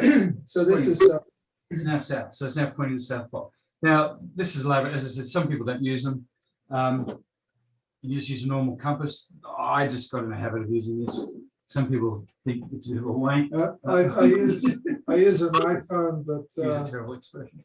I have a power mount, so we practice for that. But either way, so the point is that it needs to be pointed to south celestial pole or true south. Okay, so we've now got true south pointed in on the mount. Okay, I just want to mention about these adjusters here. This adjuster here, when you get the new telescope, and you unpack it, this could be on either side. So if it's on this side, it's set up for Northern Hemisphere. So you have to move it across here. And the reason there's a good reason for this. If you have a look at the tripod, this is the side. It's on the south leg where your counterweights are going to sit. So what you need to do is you have to, if it's the other way around, your counterweights are going to sit here, and this is going to be badly balanced and might tip over, right? So make sure that this adjustment post, which adjusts your azimuth, is on the south side. Okay. Any questions? No. Make sure that your legs are extended. fully, and that this is stable, right? It's got to be stable. And now you're ready to put the mount up on top of this. Okay, so let's get the mount. It's outside.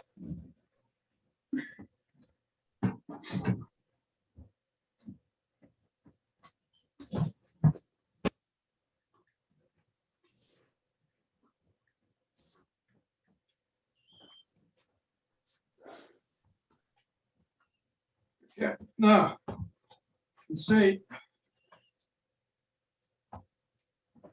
over here, you can see there's a hole there. And you can see that those are your azimuth adjusters, right? You want to have those out as much as possible, right?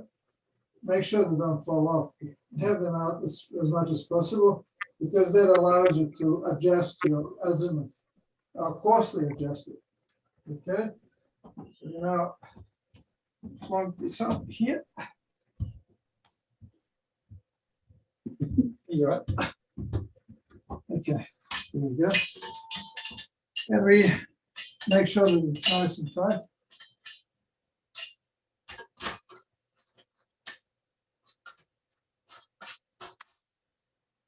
Okay. This is a leg spreader, and here, make sure that the legs are spread properly. Okay. And now we can move. If we tell, you have to loosen this up a bit. So we can move this now. You see that? So we can move it to fine adjust the south position, okay? Further down the track. If you I don't know what software people use, but I'm assuming here that we are just going to use a SLR camera, okay? And so what we showed you earlier was a good enough alignment for the south, right? Course alignment, okay? But I'm just showing you here that if you need to adjust your azimuth and you want to be on the meridian, you can move it here, right? Now what you do is, once you're happy with the south, okay, we can tighten these, and they turn in opposite directions, okay? And let's assume now we are roughly pointing south, okay? Now the first thing we do is, before we do anything, is we need to extend this counterweight bar. Okay, can everyone see that? I think so. Just There's a safety. Yep. There's also a safety bolt here that holds it prevents the counterweights from dropping in the feet.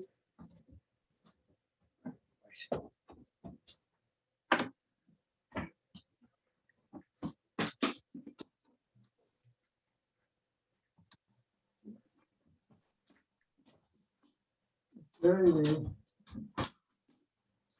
position the counterweight.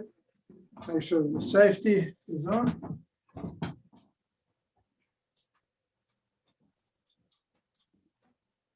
Okay, now you can see what I mentioned earlier, right?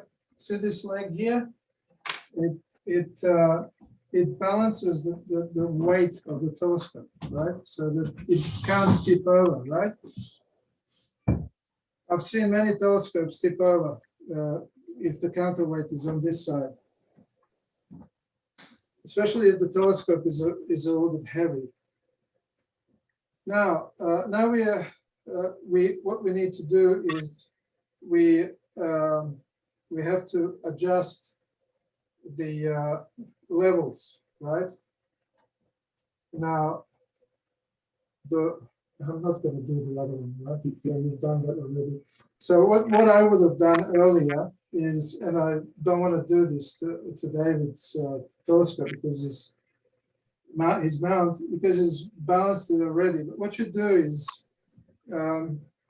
you can do a rotation, right? Like that. I can still do it. And put a level here. And that's going to tell me when this mount is in level position. So just get me one of those tiny ones. I got a tiny one in there. In In your the bag? bag, yeah.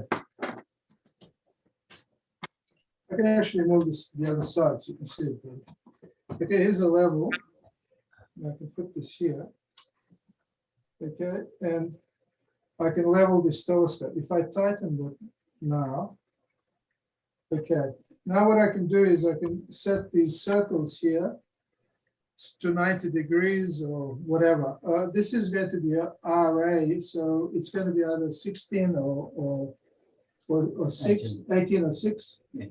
Okay, so that there's a point here on this side which tells you, well, it's set on 0 degrees now, so David's already set that up, right? Well, I'll show it to you on the other camera. So, Oops.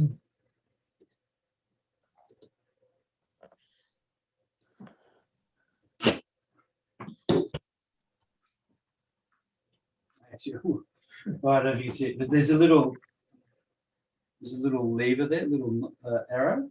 Yeah, that's a good. Okay. I can see it. And in fact, sorry, it's the arrow. It's actually on the top side. It's pointing to this ring. So as you can see on the ring, it says 18. Whoops.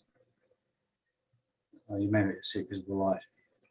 Anyway, so it's 18, but around here, it's on 0 as well.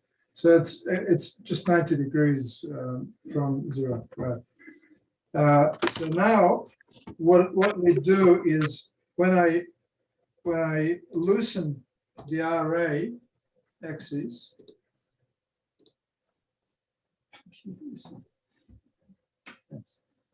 and what I do now is I have a look at that adjustment pointer, and I will point that to 0 now. Okay. So now my telescope, I can lock it down. I can lock this RA axis, and my mount is now set up. It's pointing at 0 degrees. It's the counterweights are in the south position. Okay, and there's one more setup we need to do, and it's this one here. It's in the declination. Okay, so we need to loosen it, and we choose the side that doesn't move. We don't want this side here because you can't do anything with it. And can everyone see what I'm doing? Yeah. Mhm. Okay. Well, now just put you back to it. Oh, there we go. No, there you go. Yeah. Okay. So now we take this bubble lever, bubble level, and set it up in and tighten it in the declination mode. Okay. What we do now, before we put the mount on, sorry, I'm making a mistake there. Before we put the mount on, we can turn this now. Let me take that back. Okay. Start again. Start again. We've adjusted this. Okay, the level. Now we turn the circle here. Loosen the circle knobs, the circle tightening knobs. So it's the same. There's one up Yeah, here. There's See one down here. And we position it to either 0 or 90 degrees, up to you, right? I'm not going to touch the edits because it's already set. And it's on 90 degrees, right? So now we tighten this deck bolt, whatever, clutch. And now we're ready. Now when we turn the declination axis, okay, we can turn it here Okay, it's on 0. So we are perfectly aligned. So this axis, okay, is aligned with this axis. Okay. Now we can mount the telescope. Now, there are two types of mounts. One is a Vixen design. One is a Vixen design. Can you see that? Stand back a bit. Okay. That's a Vixen design, and there is also a Losmandy design. Vixen is narrower and Losmandy is wider. This particular mount is designed to take both. But you'll find that some of the mounts will only take either or, and you will need some sort of adjustment plate for it.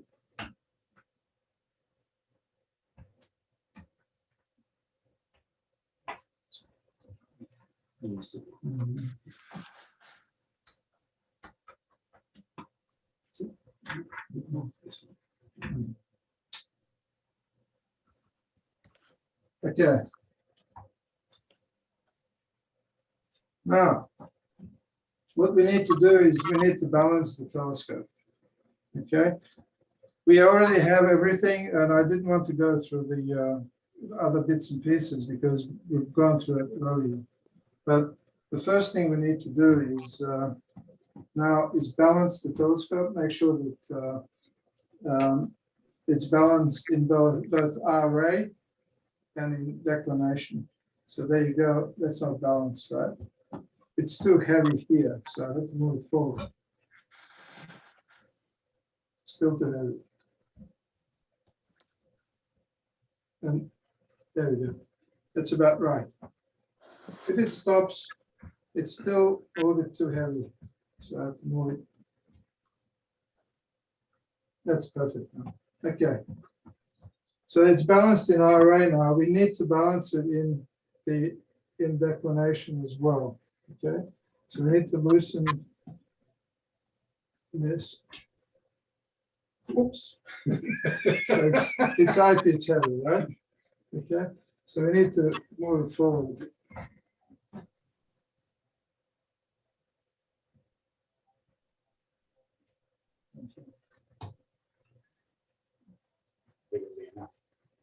No, a little bit more. A bit more. That's as far forward. It's as far. You won't go any further. Okay. Well, it's bottom heavy, so it's not a big deal. Yeah, as long as it's not top heavy. So it's something like this mount can handle, but I would.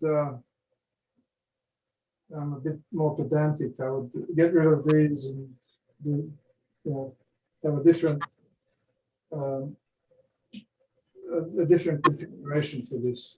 Probably, I would take this Vixen and mount it on a Losmandy or something, and that would give me additional weight. Okay, now that we've balanced our telescope, okay, we can move it back into the location we were in. Make sure that you got those adjustment points. Make sure that they're all zeroed. Okay, like that, and we'll tighten it. And also the RA as well. Okay. Make sure those are zeroed as well. Okay, now we are ready to polar align the telescope. Okay, so we turn on our finder scope. It's on already. Okay. Make sure that everything is right.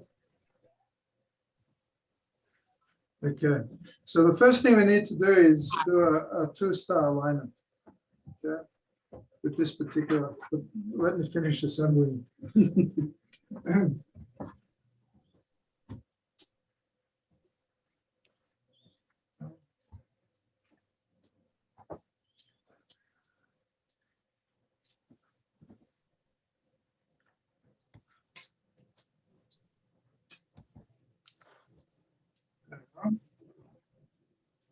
It says So initial. we'll go down here. Yeah. Okay, we're just gonna put a different camera.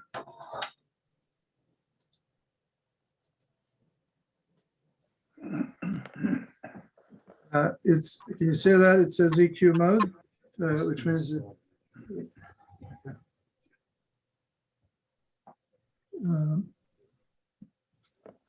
Yeah, just put it up against that. okay, sorry. So we got CT scan is in EQ mode. And we press enter. And it says start from park. We'll say no, which is 2. And the reason we're saying no is just because it was already aligned before. So we're just doing what you would normally see. And it displays the version of the firmware. Press enter again. And it tells you don't look at the sun. Okay, and then we'll press enter again. And that's going to be our longitude, which is right. Press enter again. And that's our latitude. Enter again. Time zone is right. Elevation, I don't know, it's probably right. Now the date's wrong. So I just have to change that.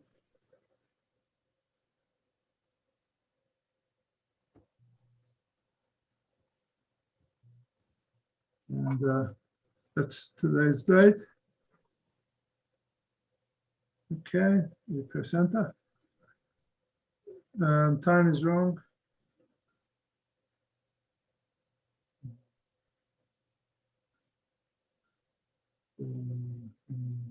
And 7. That's the time.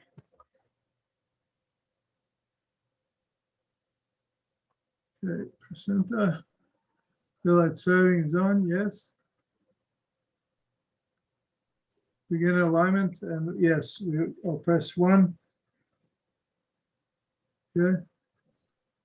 And it's got 1 star. We want a 2-star alignment. Because if we don't do a 2-star alignment, we can't do a polar alignment, right? And I'm going to show you how to do a polar alignment. So I'll just move this down to a 2-star line. Into the conversation before, so this particular software doesn't have that 3-star alignment. So we talked about before about Skyline. Yeah. So this particular equipment doesn't have it.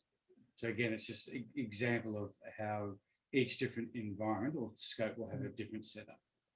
Okay, we've chosen 2-star now, press enter.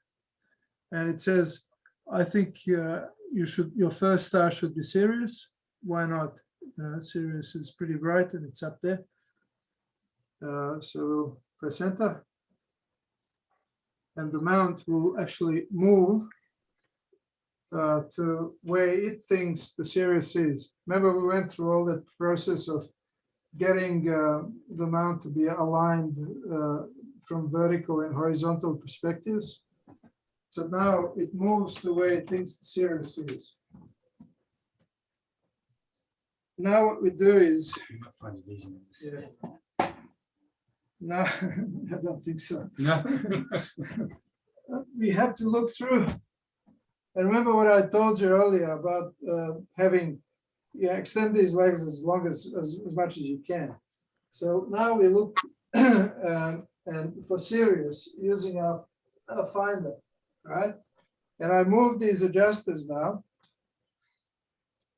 Okay, so I'm looking now through the finder until I actually put Sirius, because it might be 5-10 degrees off.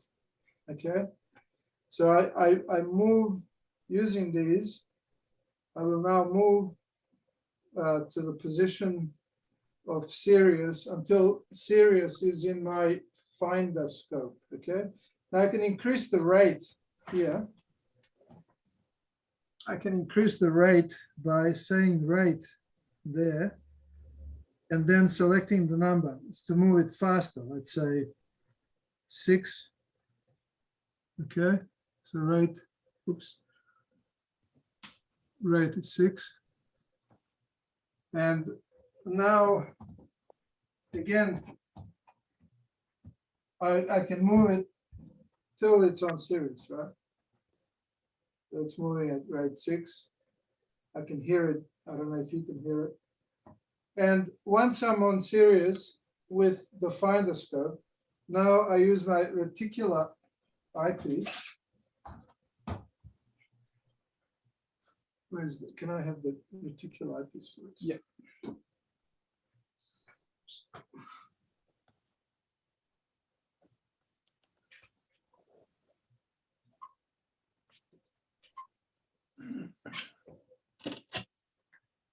Okay, so now I use the reticular eyepiece and I use the adjusters, and now I switch to fine adjustments, say 3, 2, 3, or 4.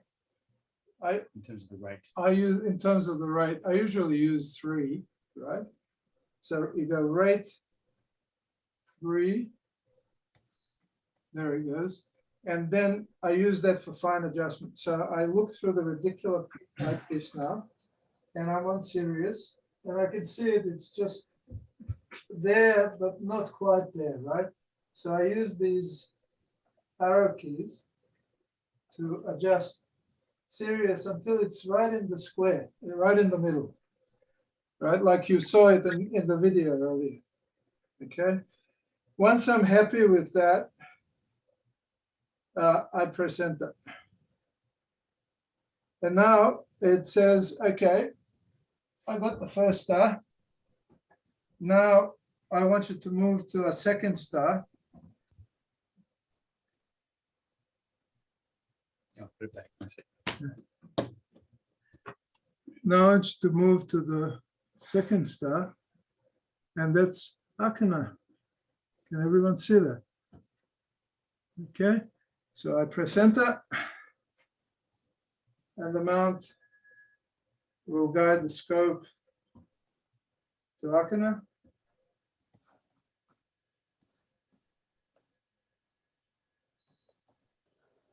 This one's going to be so much easier.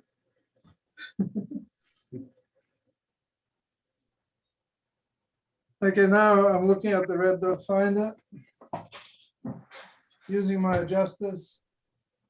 Okay, there's the dot. Okay, I can see Akana. It's not quite there. It's about 2 or 3 degrees off. So I'll move the mount, and it's already gone into the fine mode. So I'll have to change the rate again.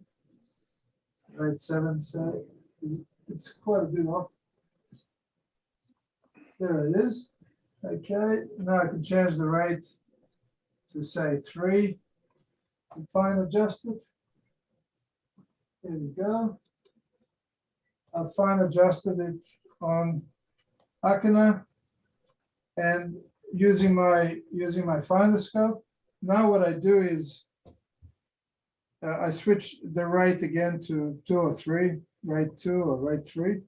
And what I do is I look through my reticular eyepiece, and oh yeah, it's nearly there, but not quite. I move it till it's spot on. Okay, now it's spot on. What I do is I press enter now, and alignment is successful, right? Oh, hang on, wrong camera. Wrong camera. You're right. That's right. Oh, You're in pass. It yeah, gives you a few. it's got, It yeah. did say it's successful, and then it goes on to say caution. Well, it says that.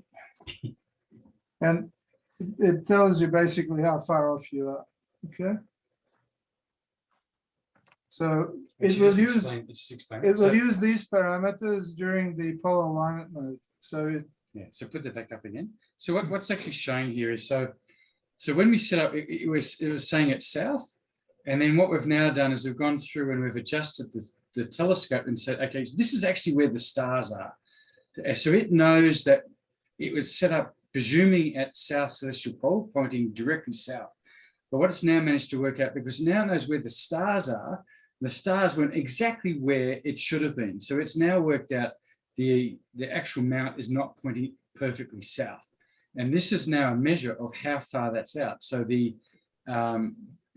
AZ, so that's your azimuth, is actually 51 degrees, 30 minutes out. And the alt is out by 48 minutes and 11 seconds. And so what it's now going to do is going to take through a process now to ideally get them to zero. Yeah. We won't get to zero, but we'll get close enough. Okay, so now we acknowledge this error, and it takes us back to two-star alignment, right? But we don't want the two-star line anymore.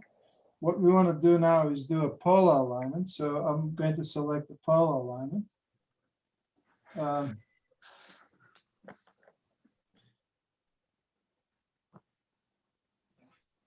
You press the button.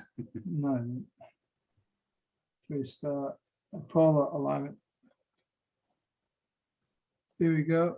Can you see? Yep. There it is. Polar alignment. I press enter on that.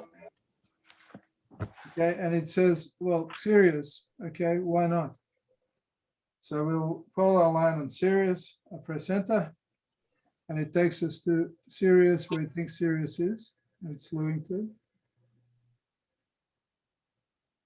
I wish you chose Arkana. Well, you could have scrolled up or down. In fact, once I think you hit escape and just go back. That's it. If this was for real, though. No. Okay. So now again, we have to align the object using the alignment, these alignment arrows, right? We got a center now. It's taken us to Sirius, but it's not quite on Sirius. So the first thing we need to do is to align it to Sirius, where Sirius actually is, using the finder scope. And once we finish with the finder scope, fine adjust it using the reticular eyepiece. Okay, so we got to be spot on Sirius. And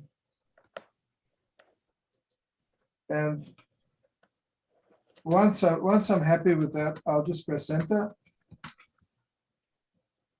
Now, what the mount is going to do is it's going to offset the telescope by that error that you saw earlier.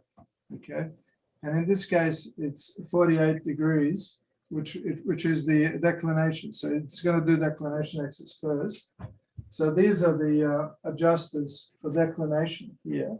So I'll move these now by looking at the reticular eyepiece. I will move these adjusters until Sirius is right dead smack in the middle, if possible. It may not be, and may not be achievable. In that case, what you need to do is you got to repeat the two-star alignment again, and then go back to polar alignment and keep doing it until you zoom in right onto it. Okay. Okay. So what we might do is we might just I guess just cut it off again, because I think that's an important piece. So so what Igor's done is, and what the mount's done is, the mount's determined that the base, or the actual mount, the physical mount here, is not pointing directly to the South Celestial Pole.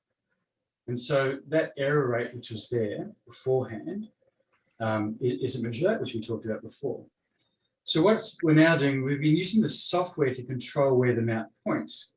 But what the mount actually has to do, because this is a physical mount and it's a physical mechanical device, it's now telling you to use the mechanics of the mount to move the mount.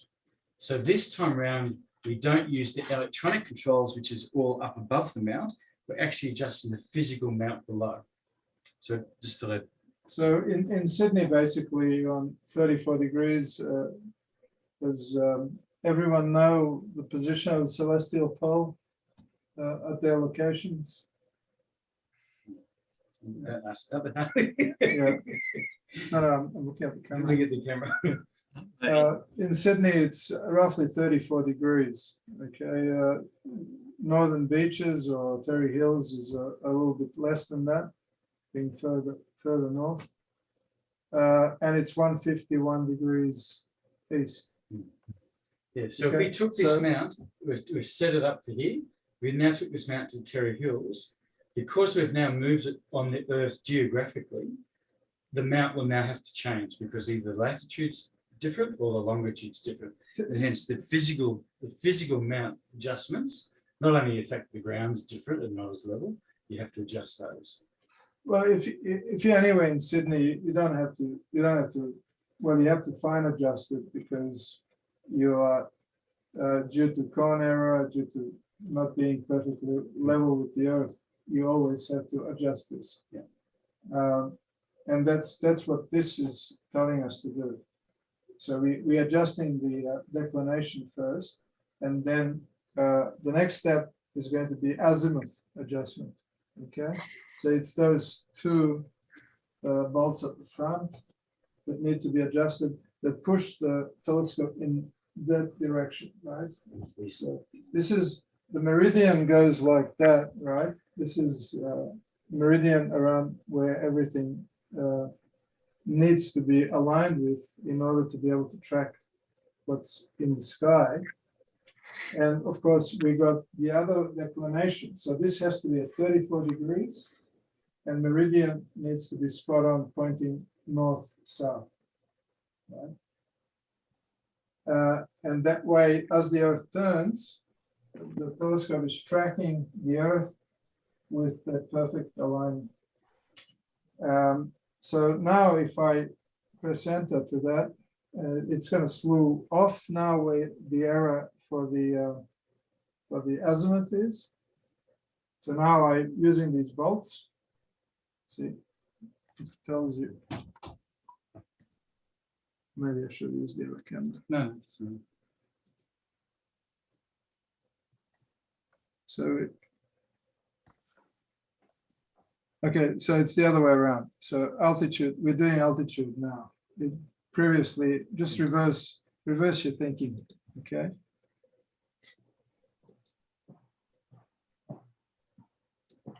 And so now we've done the azimuth, we're doing altitude now. As long as you understand the concept behind this, okay? You need to physically move the mount in respect to the meridian, which is the line that goes north to south, okay? And it goes through the zenith. And we have to be perfectly on that meridian. And the other line is the declination line, which goes through the pole, celestial pole, which is exactly the same angle as the latitude of your location on Earth, which is, in our case, it's 34 degrees. Okay. And so we do that by adjusting this knob for declination and these two knobs for azimuth. And that's what we do here. I wish we had the stars out there so I can actually show you how this is done. So once we've done this and we are happy with it, we press enter, and it's gonna basically slew to where You probably talked it through anyway. Yeah, so talked it it's- through. it's Yeah. fine. So just finish. and then polar alignment is done. Okay, so now what we need to do, because everything shifted, okay, we've shifted the telescope. So the previous setup that we did with two-star alignment is no longer valid. We need to do another two-star alignment now. Okay, so we do a two-star alignment and then we're ready for imaging. You may find that even now, after doing the two-star alignment, you're still off the pole. It depends. You may be very close to the pole, or you might be off by a few minutes. Either way, I think you're pretty well, if you're guiding, you're pretty well set for astrophotography now. Okay. Okay. Yeah. You need a glass of water? Any questions? Please have a lot of questions. Yeah, what's the load capacity? This On one is the, 20 kilos.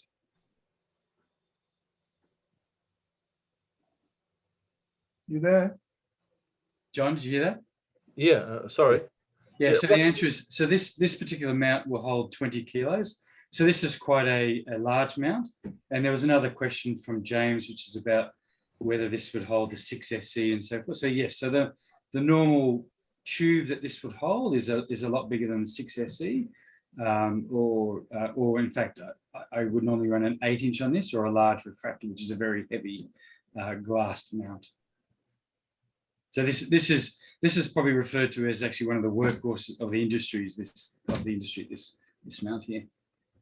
So would you typically go towards 20 kilos maximum? Because I've heard you No, should. I would never even dream about getting close to 20 kilos.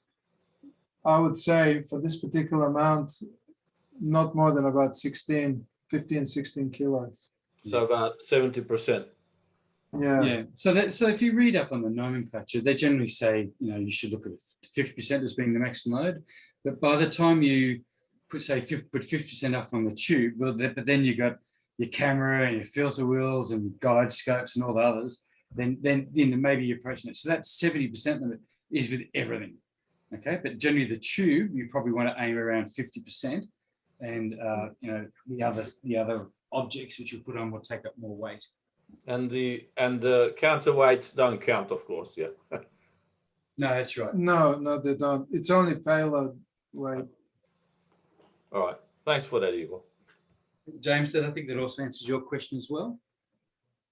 Would it hold something like a razor? So I don't know how much a razor weighs. We could look it up. 6-inch riser, 8-inch riser, I think it would be okay. I don't think it would hold a 12-inch riser though.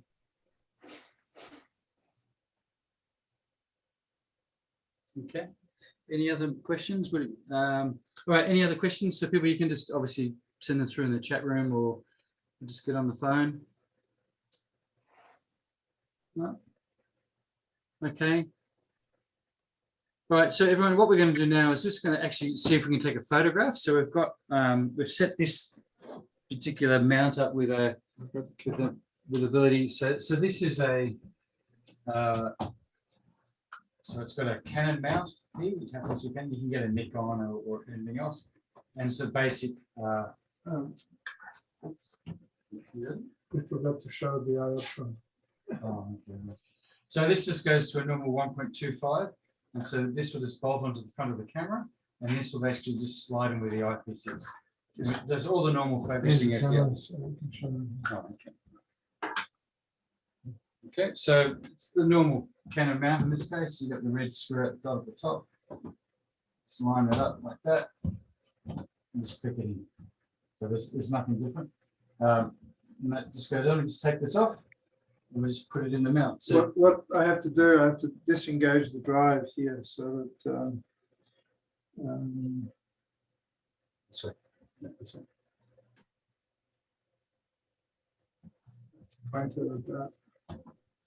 Yeah, so normally, obviously, you'd use a control because you know where the stars are. But our poster that's on my wall on the other side isn't entered into the database, so it's going to do it by hand. You're right in my way. Am I? Oh, sorry, my stomach's in the way. Camera. The camera's in the way. Okay, just move this a little bit. That's it. That's fine.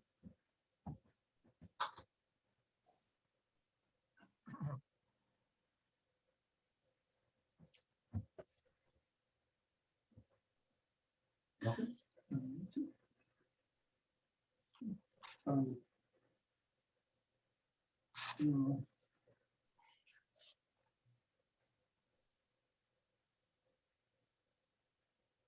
Oh, I think I'm focused with this. 40 mil. I think so. This is too strong.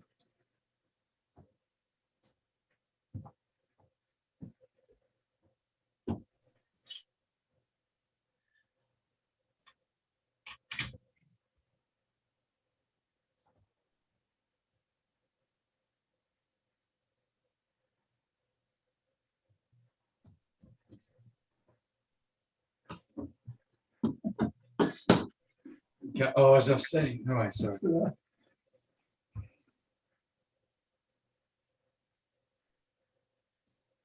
Let's see.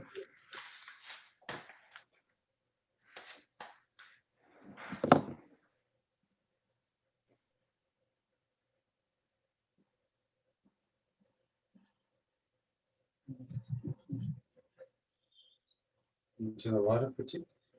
So, Actually, I'll put some other lights on. There you go. oh, that's better.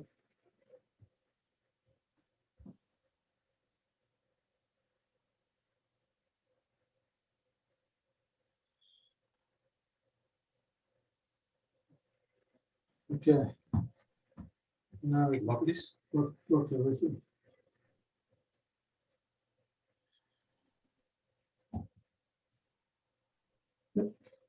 Okay, now we actually haven't practiced this bit, so so this might be interesting. Yeah, there you go. I've taken the cover off. Now we have to figure out what the exposure length is here.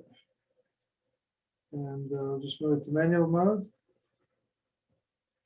Turn it on. And we can go, it's 1/25 of a second, which is not going to do it. So I'll just change that.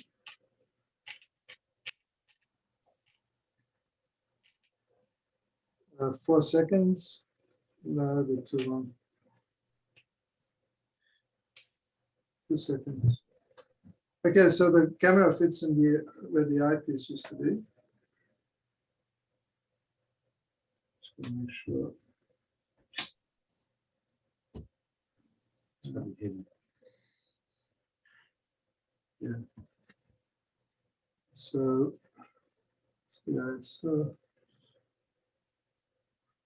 ISO is auto. And, just switch to mode.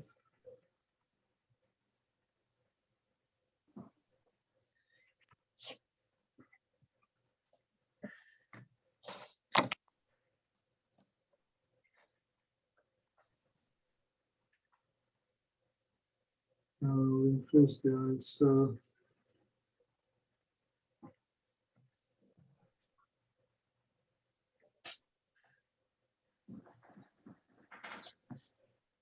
Let's have focus. So we need to focus it. No. I might brighten up this. Can you put it on live? Yeah, it's on live view now. I'll just, You should have practiced this bit.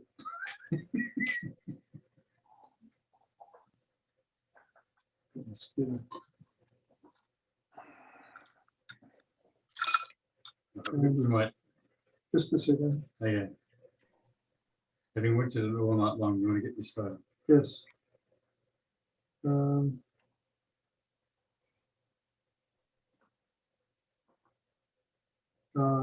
Just-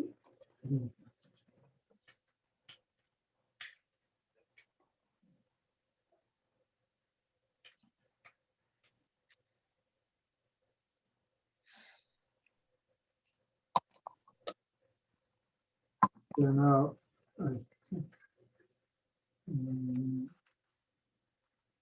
because I have the focus.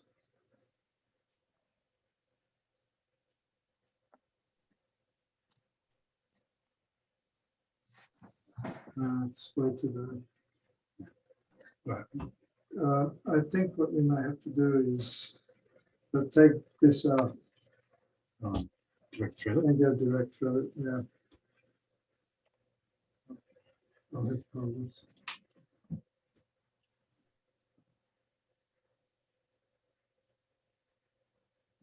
Should come out now. It's not coming up. Just take the camera out. You still need this bit here. No, it's not.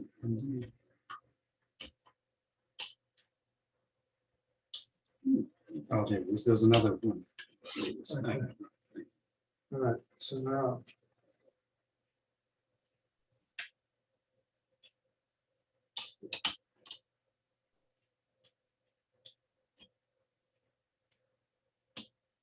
Okay.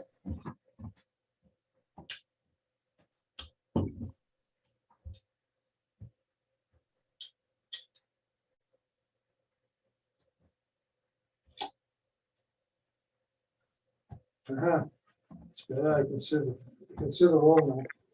So we'll just pop this out so everyone I was can see. gonna, well, I'll just turn the light on and we'll see it then.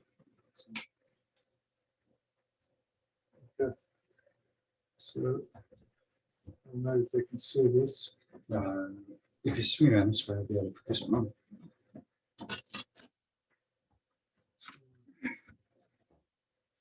Swing it this way.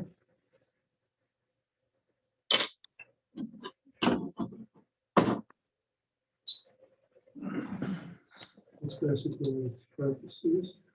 So swing it that way. Yep. You see that? Yep. There's, Okay. So over there, see, you can see the poster that's over there in the corner. So we'll take a photo. okay.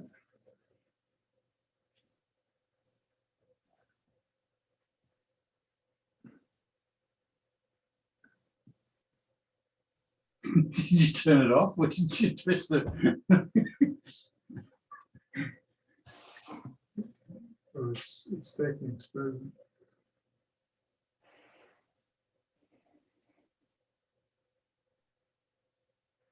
The picture is going to be very white.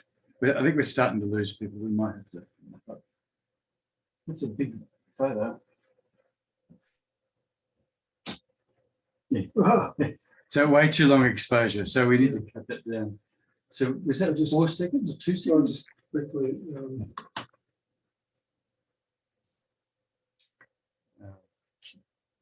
You right? 15 seconds. So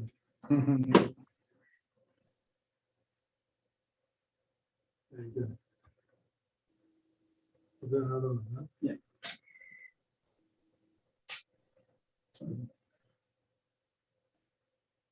There it is. Yeah, it's at the top. So you Yeah, see it's,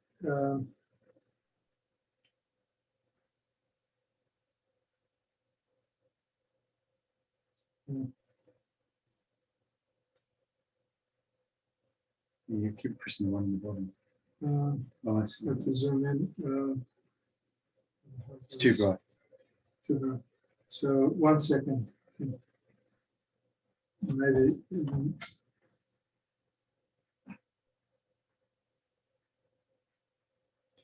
Yeah, this is what typically happens with astrophotography. You spend 4 hours setting up and then another 4 hours trying to get it going. We got to raise it up a bit. So All right. anyway, that's close enough. Anyway, so there is a photo there.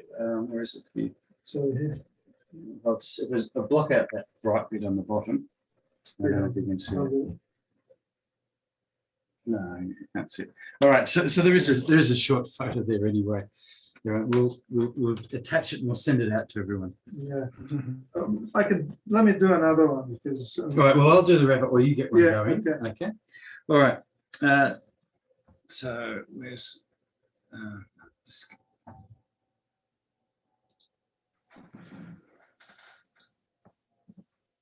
okay, everyone. Let's get on the tube. Sorry, I'm just getting set up here.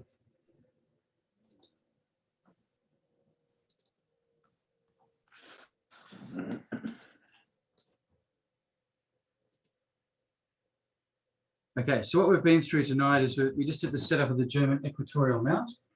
Sorry.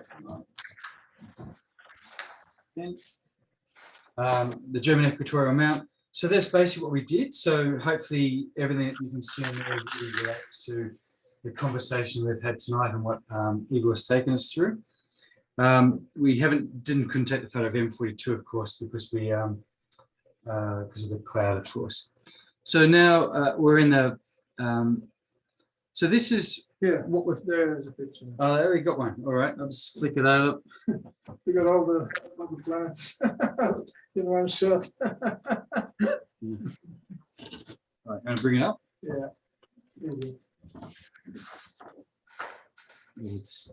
right camera up.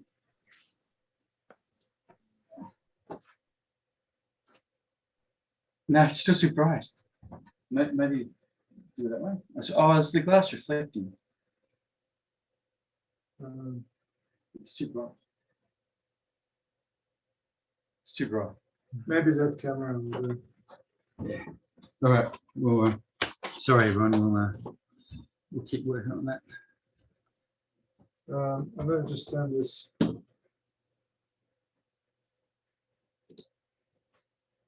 Okay, so the purpose of tonight was to really introduce you to beginners night on Zoom. So that's this course down the bottom here.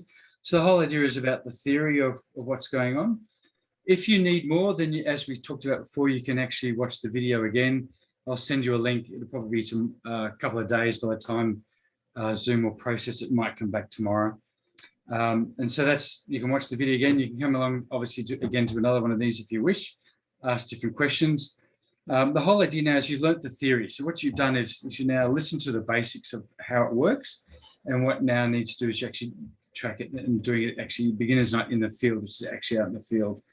Again, you can go through multiple versions of that. There you are. Can everyone see this? we've got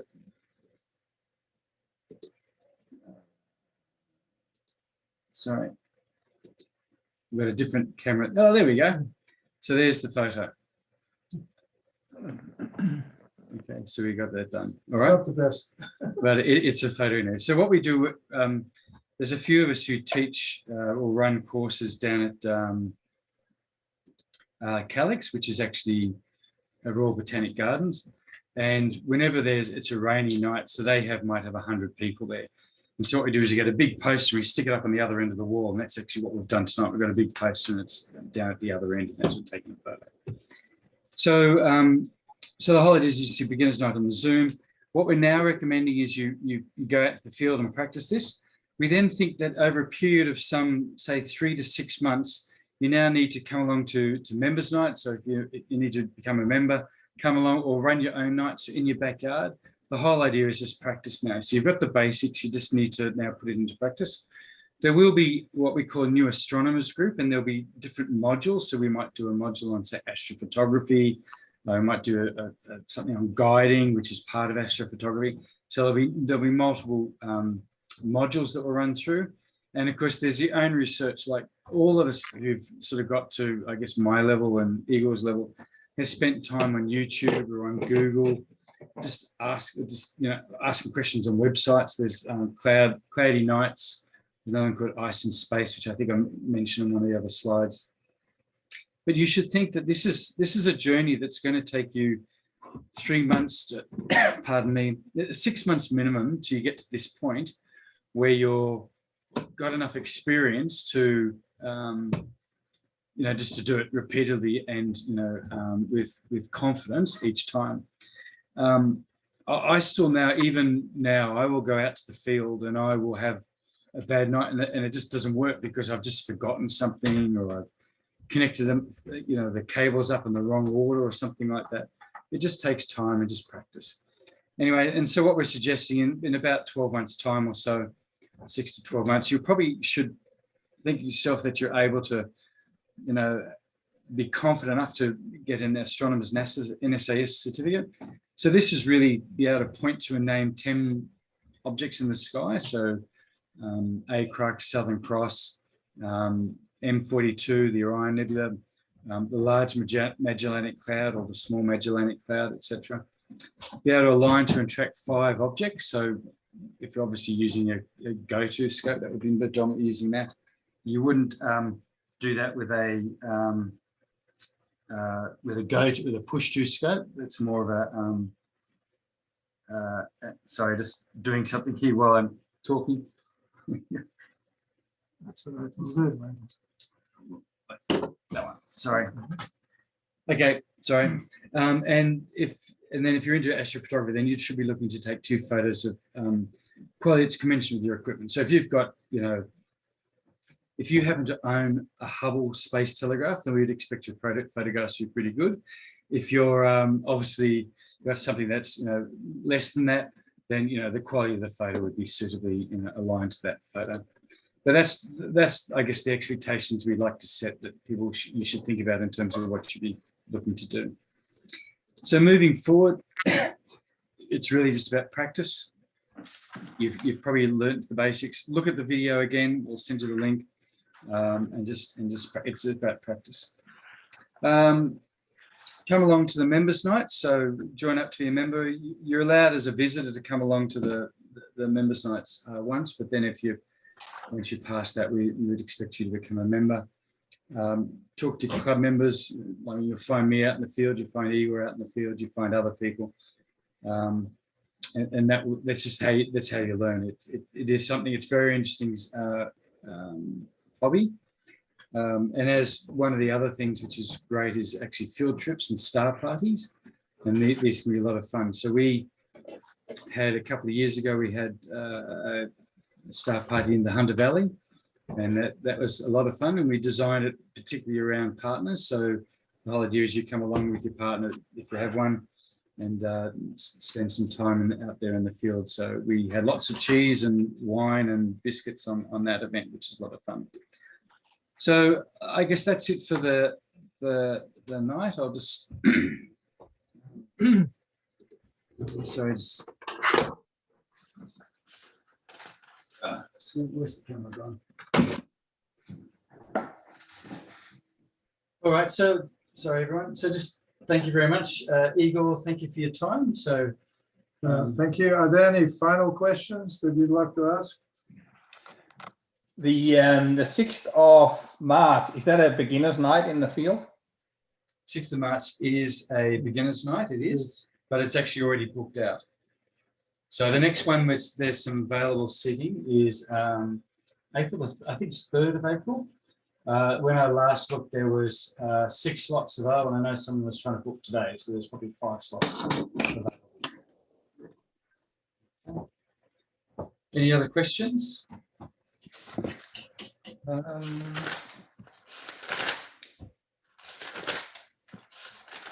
Looks like Lars has made lots of notes.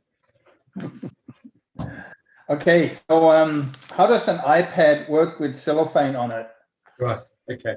So there's numerous newer technologies out with iPads and things like phones and so forth.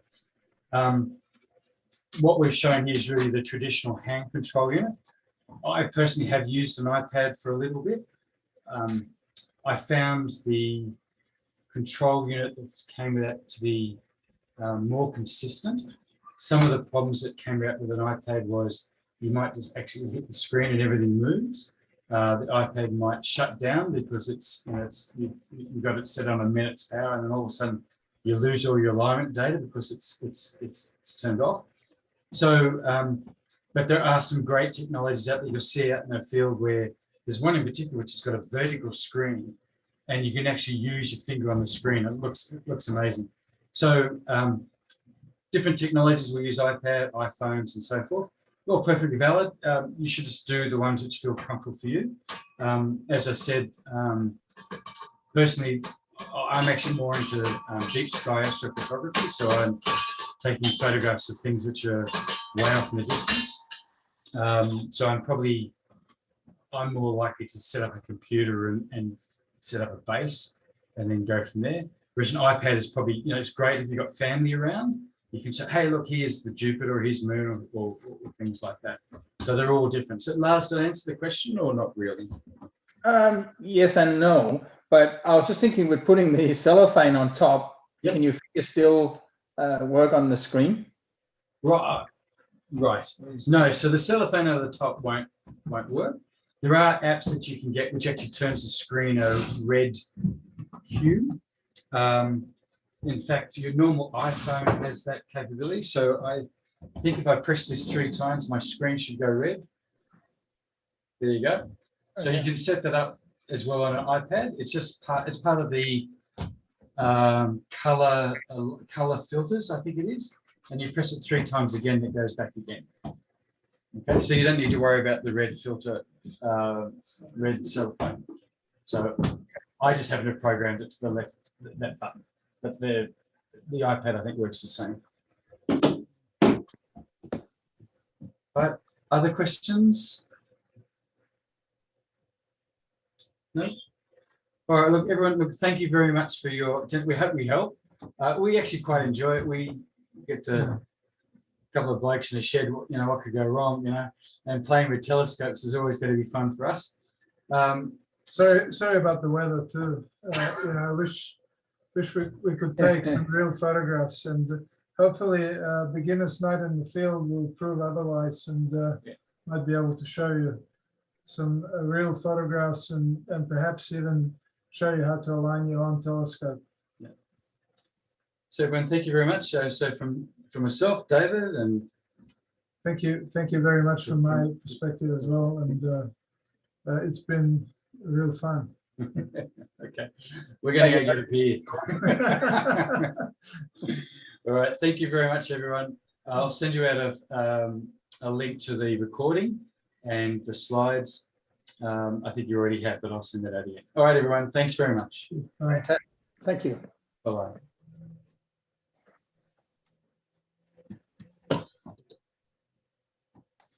Well, that was We're still on. Wait a second, we're still on. Bye, Kirsten. Right, let's stop video.